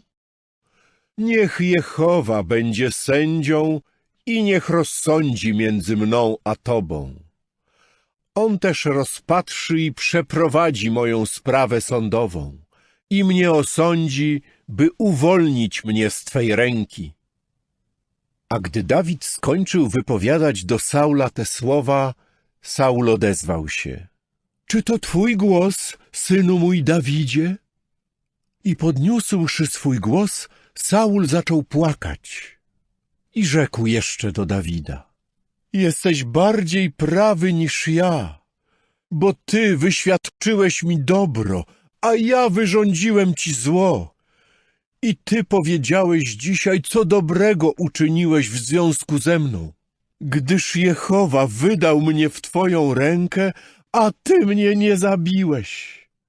Jeśli ktoś trafi na swego nieprzyjaciela, czy pozwoli mu odejść dobrą drogą? Jehowa nagrodzi cię więc dobrem za to, że dziś tak ze mną postąpiłeś. I oto teraz dobrze wiem, że z całą pewnością będziesz królował i że królestwo Izraela ostoi się w twej ręce. Przysięgnij mi zatem na Jehowę, że nie wytracisz mego potomstwa po mnie i że nie usuniesz mego imienia z domu mego ojca. I Dawid przysiągł Saulowi, po czym Saul poszedł do swego domu. Dawid zaś i jego ludzie wspięli się na miejsce trudno dostępne. Rozdział 25. Po jakimś czasie Samuel umarł i cały Izrael zebrał się i opłakiwał go i pogrzebał go przy jego domu w Ramie. Potem Dawid wstał i zszedł na pustkowie Paran. Był w Maonie pewien człowiek, który miał zajęcie w Karmelu. A człowiek ten był bardzo możny i miał 3000 owiec oraz 1000 kóz. I zajął się właśnie strzyżeniem swych owiec w Karmelu. Ów człowiek miał na imię Nabal, jego żona zaś miała na imię Abigail.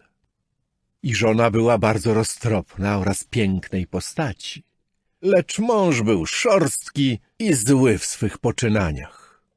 A był on Kalebitą.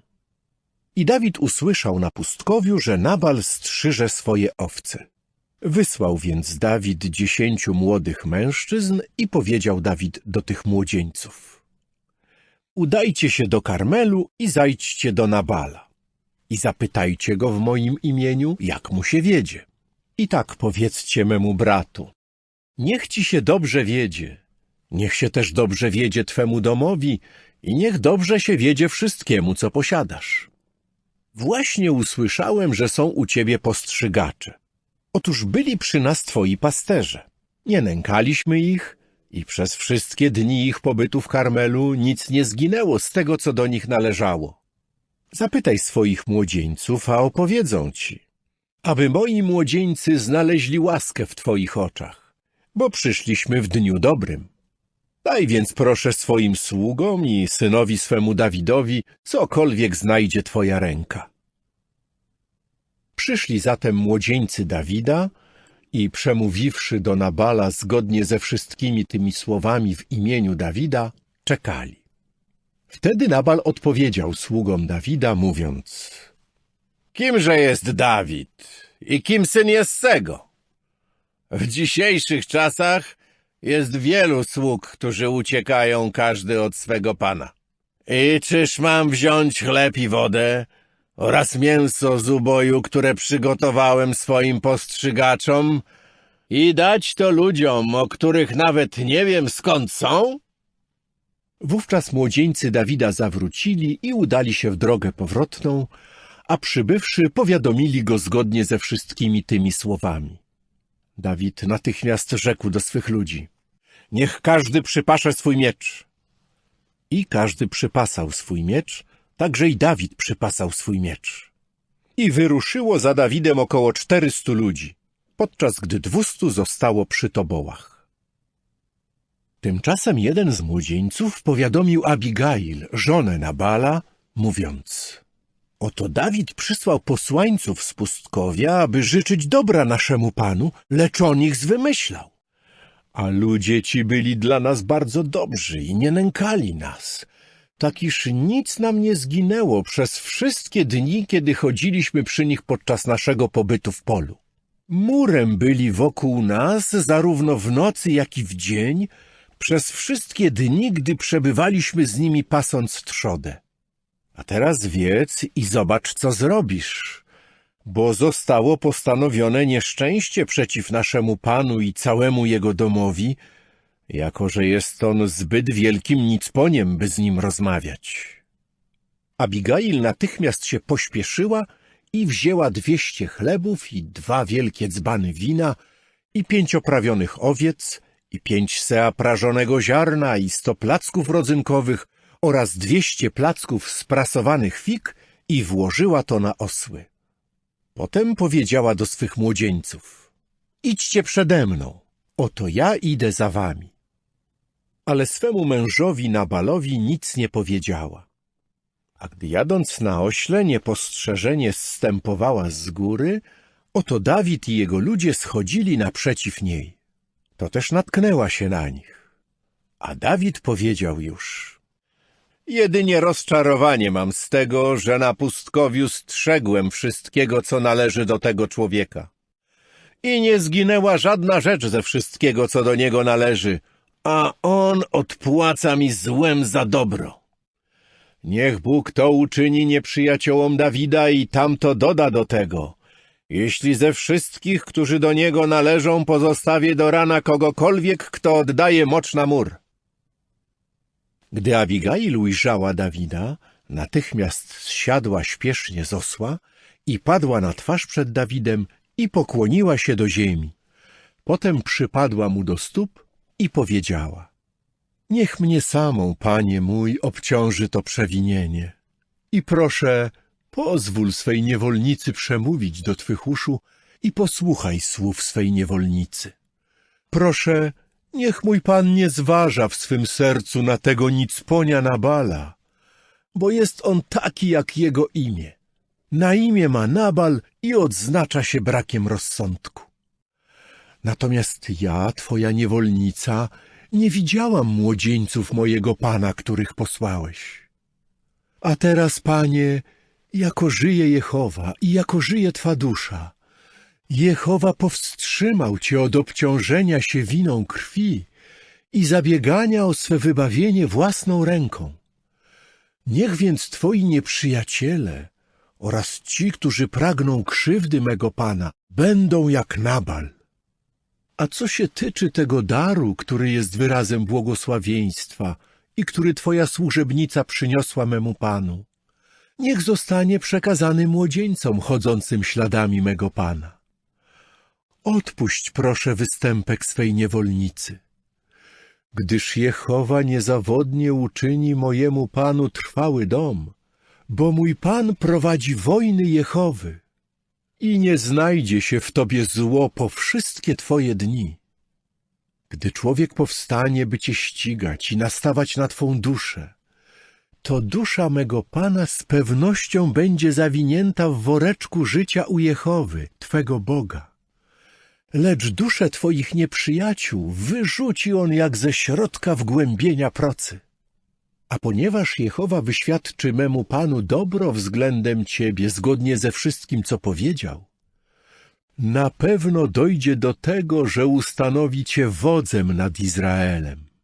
I niech się to nie stanie dla ciebie powodem do zachwiania się, albo przyczyną potknięcia dla serca mego pana, czy to przez przelanie krwi bez powodu, czy też przez zabieganie o to, by ręka mego pana zapewniła mu wybawienie.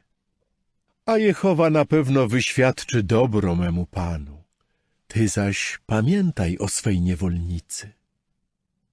Wtedy Dawid rzekł do Abigail: błogosławiony niech będzie Jehowa, Bóg Izraela, który cię dziś wysłał na spotkanie ze mną. Błogosławiony niech też będzie twój rozsądek.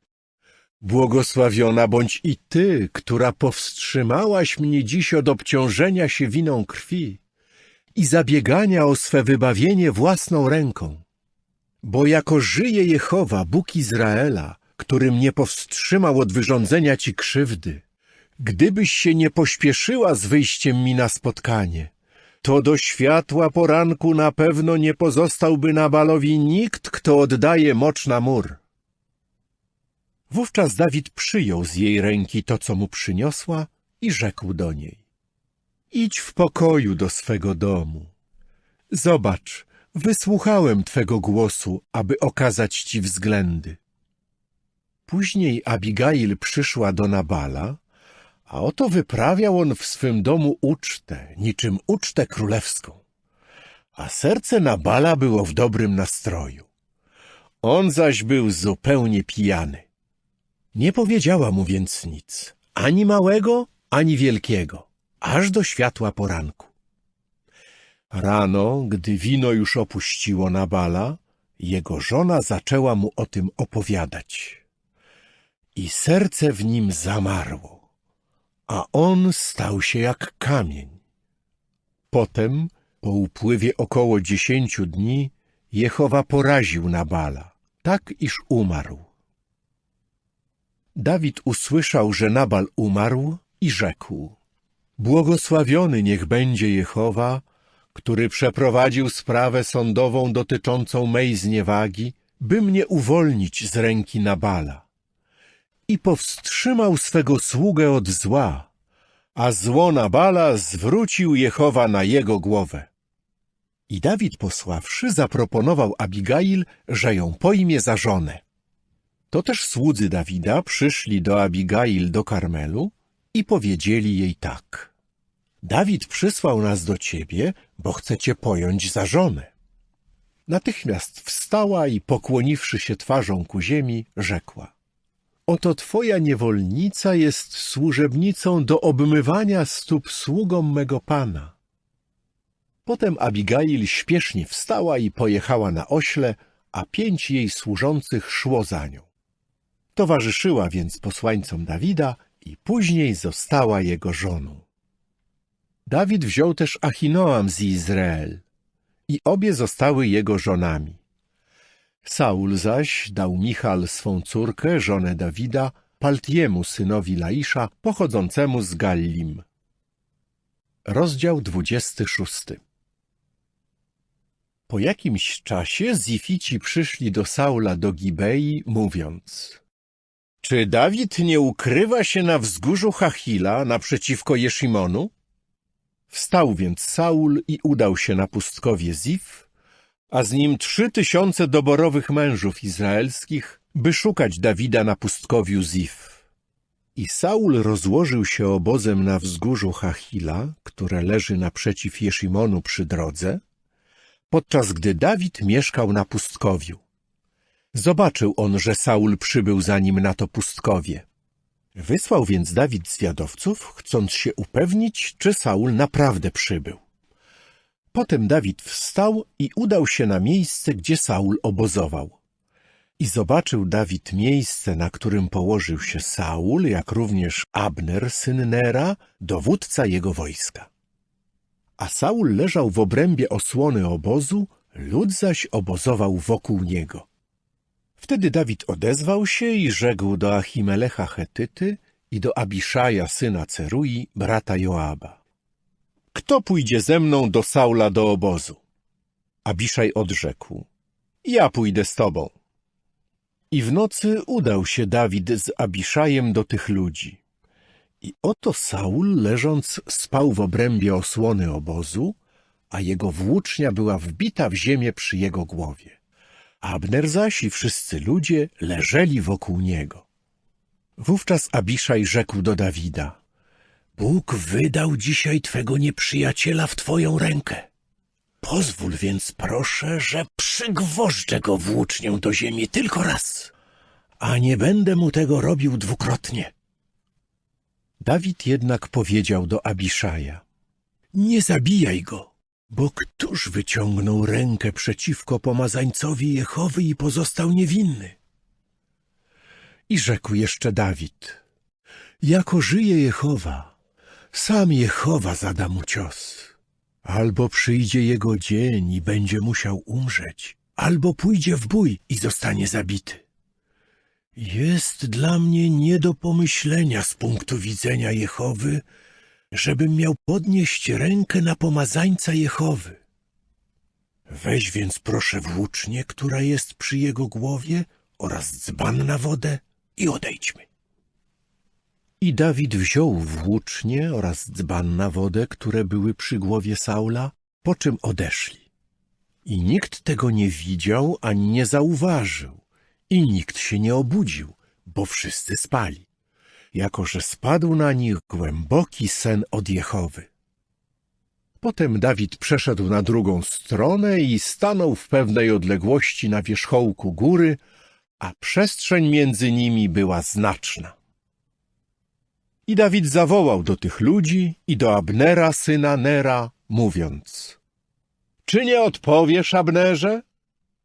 Abner zaś odezwał się i rzekł: Kim jesteś, że zawołałeś na króla? I Dawid powiedział jeszcze do Abnera: Czyż nie jesteś mężczyzną? I któż w Izraelu jest taki jak ty? Dlaczego więc nie pilnowałeś swego pana króla? Ktoś z ludu wszedł bowiem, by zabić króla twego pana. Nie jest dobre to, co zrobiłeś. Jako żyje Jehowa, zasługujecie na śmierć, gdyż nie pilnowaliście swego pana, pomazańca Jehowy. Zobacz teraz, gdzie jest włócznia króla, i dzban na wodę, które były przy jego głowie. A Saul zaczął rozpoznawać głos Dawida i rzekł: Czy to twój głos, synu mój Dawidzie? Dawid odrzekł: To mój głos, panie mój królu. I dodał: Czemuż to pan mój ściga swego sługę? Cóż bowiem uczyniłem i jakież zło jest w mej ręce? Proszę więc, niech teraz mój pan, król, posłucha słów swojego sługi. Jeżeli to Jehowa pobudził cię przeciwko mnie, niech poczuje woń ofiary zbożowej. Lecz jeśli synowie człowieczy, to są oni przeklęci przed Jehową, ponieważ wypędzili mnie dzisiaj, żebym się nie czuł związany z dziedzictwem Jehowy i mówili: idź, służ innym bogom. Nie pozwól więc, by moja krew została wylana na ziemię przed obliczem Jehowy, gdyż król Izraela wyszedł szukać jednej pchły, tak jak się goni kuropatwę po górach.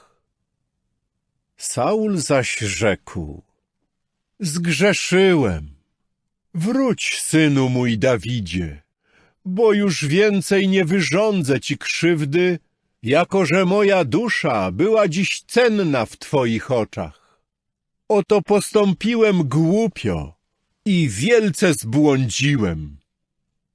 Wtedy Dawid odrzekł, mówiąc: Oto włócznia króla. Niech więc podejdzie jeden z młodzieńców i ją zabierze. Jehowa odpłaci każdemu według jego prawości i wierności.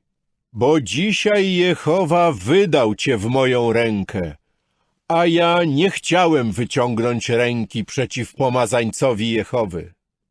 Zobacz, jak wiele znaczyła dziś w moich oczach twoja dusza, tak wiele niech znaczy moja dusza w oczach Jehowy, aby mnie wyzwolił z wszelkiej udręki. Na to Saul powiedział do Dawida: Bądź błogosławiony, synu mój Dawidzie. Zaiste nie tylko będziesz działał, lecz także będziesz zwyciężał. I Dawid udał się w swoją drogę, Saul zaś wrócił do swego miejsca. Rozdział 27. Dawid rzekł jednak w swoim sercu: Oto pewnego dnia zostanę zmieciony ręką Saula. Nie pozostaje mi nic lepszego, jak tylko uciekać do ziemi Filistynów. Saul straci wtedy nadzieję co do mnie, jeśli chodzi o dalsze poszukiwanie mnie po całym terytorium Izraela.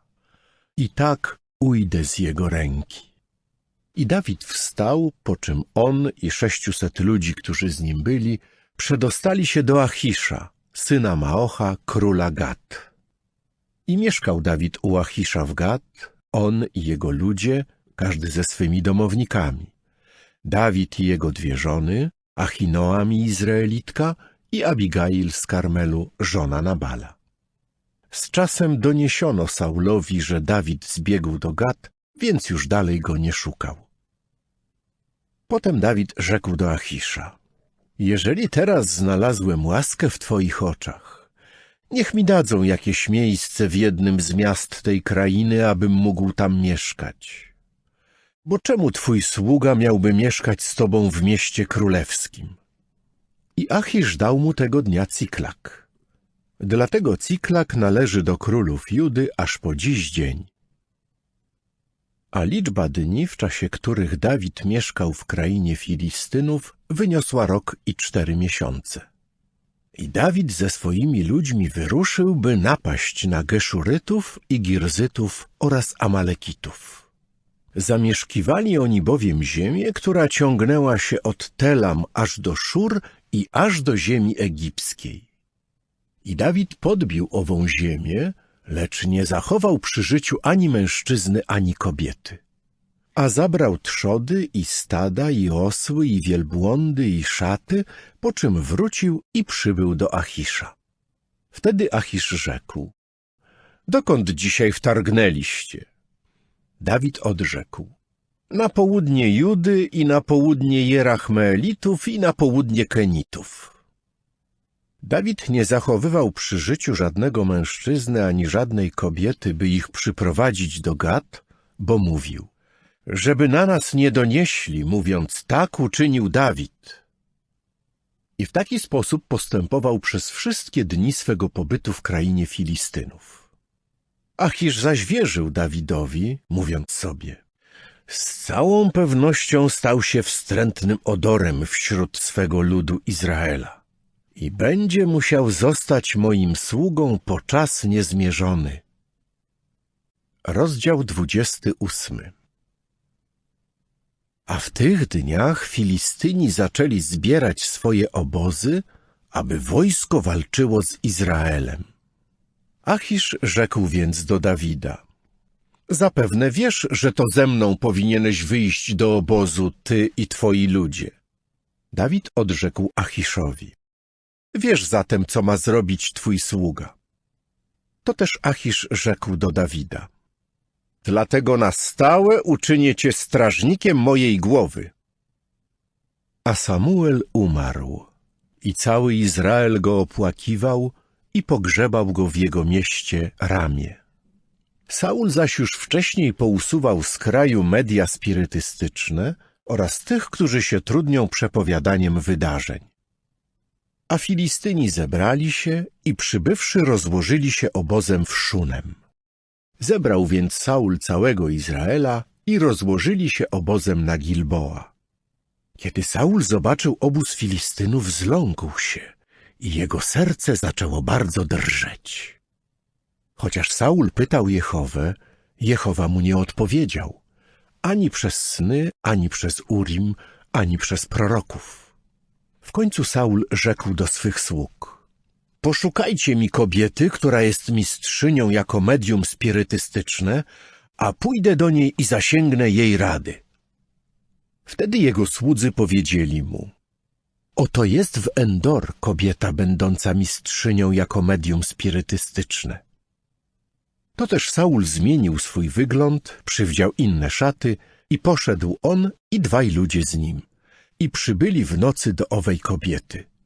Wówczas on rzekł, proszę, powróż mi jako medium spirytystyczne i sprowadź mi tego, kogo ci wskażę. Jednakże kobieta powiedziała do niego, oto sam dobrze wiesz, co zrobił Saul, jak wytracił z tej ziemi media spirytystyczne oraz tych, którzy się trudnią przepowiadaniem wydarzeń. Czemu więc zastawiasz pułapkę na mą duszę, by wydać mnie na śmierć? Saul natychmiast przysiągł jej na Jehowę, mówiąc, jako żyje Jehowa, jeśli chodzi o tę sprawę, nie spadnie na ciebie wina za to przewinienie. Wtedy kobieta rzekła, kogo mam ci sprowadzić? Odrzekł, sprowadź mi Samuela. Kiedy kobieta ujrzała Samuela, zaczęła krzyczeć na cały głos. I odezwała się owa kobieta do Saula. Dlaczego mnie oszukałeś, skoro to ty jesteś Saul? Ale król rzekł do niej, nie bój się, lecz co ujrzałaś? I kobieta powiedziała Saulowi, ujrzałam jakiegoś Boga wychodzącego z ziemi. Od razu rzekł do niej, jak wygląda? A ona odrzekła, wychodzi starzec okryty płaszczem bez rękawów. Wówczas Saul rozpoznał, że to Samuel i pokłonił się nisko twarzą ku ziemi i padł na twarz. A Samuel odezwał się do Saula. Czemu mnie niepokoisz, każąc mnie sprowadzić? Saul odrzekł. Jestem w wielkich opałach, gdyż Filistyni walczą ze mną. A Bóg odstąpił ode mnie i już mi nie odpowiedział, ani przez proroków, ani przez sny. Wzywam cię więc, byś mi oznajmił, co mam robić. I Samuel przemówił. Czemu więc wypytujesz mnie, skoro Jehowa odstąpił od ciebie i jest twoim wrogiem? I Jehowa uczyni dla siebie tak, jak mówił przeze mnie. I Jehowa wyrwie królestwo z twej ręki, a daje twemu bliźniemu. Dawidowi: ponieważ nie usłuchałeś głosu Jehowy i nie wywarłeś jego płonącego gniewu na Amaleku, właśnie to uczyni ci Jehowa w dniu dzisiejszym. A ponadto Jehowa wyda Izraela razem z tobą w rękę Filistynów i jutro ty oraz twoi synowie będziecie ze mną. Również obóz izraelski Jehowa wyda w rękę Filistynów. Wtedy Saul szybko padł na ziemię jak długi i bardzo się przestraszył z powodu słów Samuela. Nie miał też sił, bo już cały dzień i całą noc nie jadł pokarmu. Kobieta podeszła do Saula i zobaczyła, że był wielce zatrwożony. Rzekła więc do niego: oto twoja służebnica usłuchała twego głosu i włożyłam swą duszę w swoją dłoń i usłuchałam słów, które do mnie mówiłeś. A teraz proszę, usłuchaj i ty głosu swej służebnicy. I pozwól, że położę przed tobą kawałek chleba, a ty jedz, żeby mieć siły, gdyż wyruszysz w swoją drogę. Lecz on odmówił i rzekł: nie będę jadł. Ale jego słudzy, a także owa kobieta nalegali na niego. W końcu usłuchał ich głosu i wstał z ziemi i usiadł na łożu. A kobieta miała w domu tuczne ciele. Szybko je więc ofiarowała, a wziąwszy mąki zagniotła ciasto i upiekła z niego przaśne placki. Następnie podała je Saulowi oraz jego sługom i oni jedli. Potem wstali i jeszcze tej samej nocy odeszli. Rozdział 29. I Filistyni zebrali wszystkie swoje obozy pod Afekiem, podczas gdy Izraelici obozowali przy źródle w Izrael. A filistyńscy władcy sojuszniczy przechodzili z setkami i tysiącami. Dawid zaś i jego ludzie przechodzili potem z Achiszem. I książęta filistyńscy zaczęli mówić: co mają znaczyć ci Hebrajczycy? Na to Achisz rzekł do książąt filistyńskich: czyż nie jest to Dawid, sługa Saula, króla izraelskiego, który jest tutaj ze mną rok czy dwa i u którego nic nie znalazłem od dnia, gdy zbiegł do mnie, aż po dziś dzień? A książęta filistyńscy oburzyli się na niego i rzekli doń książęta filistyńscy: odeślij tego męża i niech wraca na swoje miejsce, które mu wyznaczyłeś. A nie pozwól mu iść z nami do bitwy, żeby w bitwie nie stał się naszym przeciwnikiem. Czymże miałby sobie zaskarbić łaskę swego Pana? Czy nie głowami tych naszych ludzi?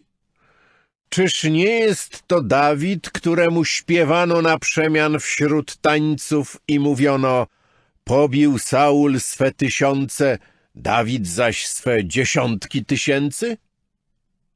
To też Achisz wezwał Dawida i rzekł: jako żyje Jehowa, jesteś prostolinijny, a twoje wychodzenie i twoje wchodzenie ze mną w obozie było dobre w moich oczach, bo nie znalazłem w tobie niegodziwości od dnia, gdy do mnie przybyłeś, aż po dziś dzień.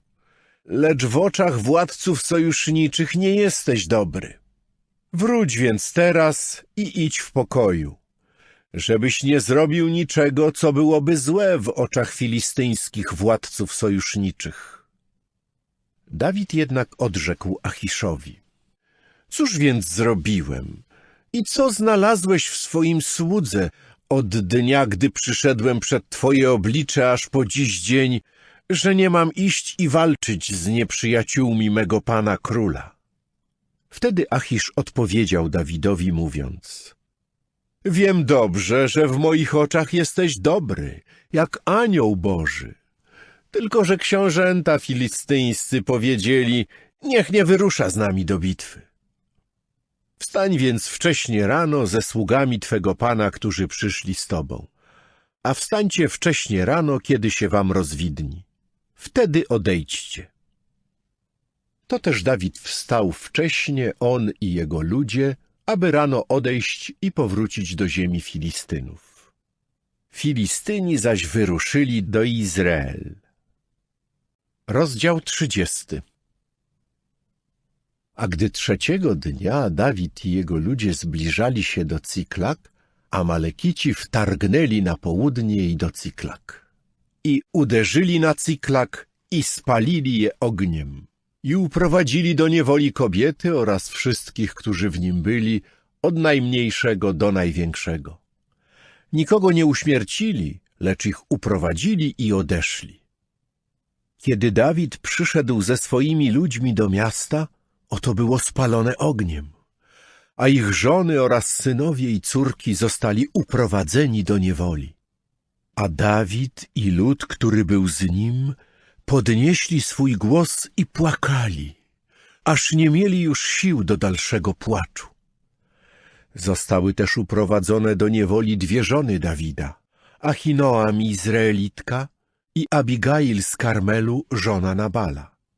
I Dawid znalazł się w ciężkiej opresji, gdyż lud mówił, żeby go ukamienować, bo dusza całego ludu napełniła się goryczą, każdego z powodu swych synów i córek. To też Dawid zaczął się wzmacniać dzięki Jehowie, swemu Bogu. Rzekł więc Dawid do kapłana Abiatara, syna Achimelecha: proszę, przynieś tu do mnie efod. I Abiatar przyniósł efod do Dawida. I Dawid pytał Jehowę, mówiąc: czy mam ścigać ten oddział grabieżczy? Czy ich dogonię? A on mu rzekł: ruszaj w pościg, bo niechybnie ich dogonisz i niezawodnie sprawisz wyzwolenie. Dawid bezzwłocznie ruszył w drogę, on i 600 mężów, którzy z nim byli, i dotarli aż do doliny potoku Besor. I ci, którzy mieli pozostać z tyłu, zatrzymali się. A Dawid kontynuował pościg, on i 400 mężów, lecz zatrzymało się 200 mężów, którzy byli zbyt zmęczeni, by się przeprawić przez dolinę potoku Besor.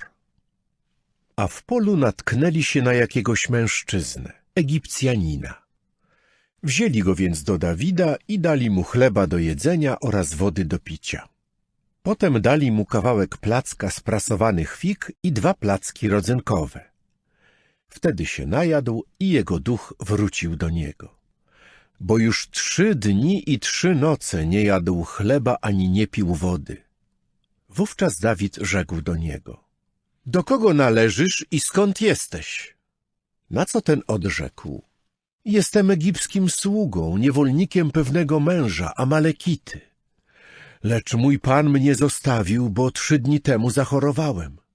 To my napadliśmy na południe Keretytów i na to, co należy do Judy, i na południe Kaleba. A Ciklak spaliliśmy ogniem. Wtedy Dawid rzekł do niego: czy zaprowadzisz mnie do tego oddziału grabieżczego? On odrzekł: przysięgnij mi na Boga, że mnie nie uśmiercisz i że nie wydasz mnie w rękę mego pana, a zaprowadzę cię do tego oddziału grabieżczego. I zaprowadził go, a oto byli bezładnie rozproszeni na powierzchni całej tej ziemi, jedli i pili i ucztowali z powodu całego wielkiego łupu, jaki wzięli z ziemi filistyńskiej i ziemi judzkiej. I bił ich Dawid od poranka, gdy jeszcze było ciemno, aż do wieczora, aby ich wydać na zagładę. I nikt z nich nie uszedł oprócz 400 młodzieńców, którzy dosiedli wielbłądów i rzucili się do ucieczki. I uwolnił Dawid wszystkich, których pojmali Amalekici. Uwolnił też Dawid obie swoje żony. I nie brakowało niczego, co do nich należało, od najmniejszego do największego. Ani synów, ani córek, ani z łupu, ze wszystkiego, co tamci zabrali dla siebie. Wszystko Dawid odzyskał. Wziął więc Dawid wszystkie trzody i stada, które popędzili przed tym innym żywym inwentarzem. Wtedy powiedziano: oto łup Dawida. W końcu Dawid dotarł do tych 200 mężów, którzy byli zbyt zmęczeni, żeby iść z Dawidem i którym kazano zostać w pobliżu doliny potoku Besor. A oni wyszli naprzeciw Dawida i naprzeciw ludu, który był z nim. Podszedłszy do tych ludzi, Dawid zaczął ich pytać, jak im się wiedzie. Jednakże każdy człowiek zły i nic nie warty spośród mężów, którzy poszli z Dawidem, odezwał się i mówił: ponieważ nie poszli z nami, nie damy im nic z łupu, który odzyskaliśmy, tylko każdemu jego żonę i synów, i niech ich sobie zabiorą i idą. Lecz Dawid rzekł: nie wolno wam, bracia moi, tak postąpić z tym, co Jehowa nam dał, ochraniając nas i wydając w naszą rękę oddział grabieżczy, który na nas napadł. I któż was posłucha w związku z tą wypowiedzią? Bo jaki jest dział tego, który poszedł do bitwy, taki też będzie dział tego, który został przy tobołach. Wszyscy razem będą mieli dział. I począwszy od owego dnia, kazał tego przestrzegać jako przepisu i sądowniczego rozstrzygnięcia dla Izraela, aż po dziś dzień. Kiedy Dawid przybył do Ciklak, rozesłał część łupu starszym Judy, swoim przyjaciołom, mówiąc: oto dar dla was będący wyrazem błogosławieństwa, pochodzący z łupu zdobytego na nieprzyjaciołach Jehowy. Tym, którzy byli w Betel, i tym w Ramot na południu, i tym w Jattirze, i tym w Aroerze, i tym w Sifmot, i tym w Esztemoi, i tym w Rachalu, i tym w miastach Jerachmeelitów, i tym w miastach Kenitów, i tym w Hormie, i tym w Bor-Aszan, i tym w Atachu, i tym w Hebronie, oraz do wszystkich miejsc, po których chodził Dawid, on sam i jego ludzie. Rozdział 31. A Filistyni walczyli z Izraelem, i mężowie izraelscy rzucili się do ucieczki przed Filistynami i padali zabici na górze Gilboa. I podążali Filistyni tuż za Saulem oraz jego synami. I w końcu Filistyni zabili Jonatana, a także Abinadaba i Malkiszuę, synów Saula. I rozgorzała walka wokół Saula.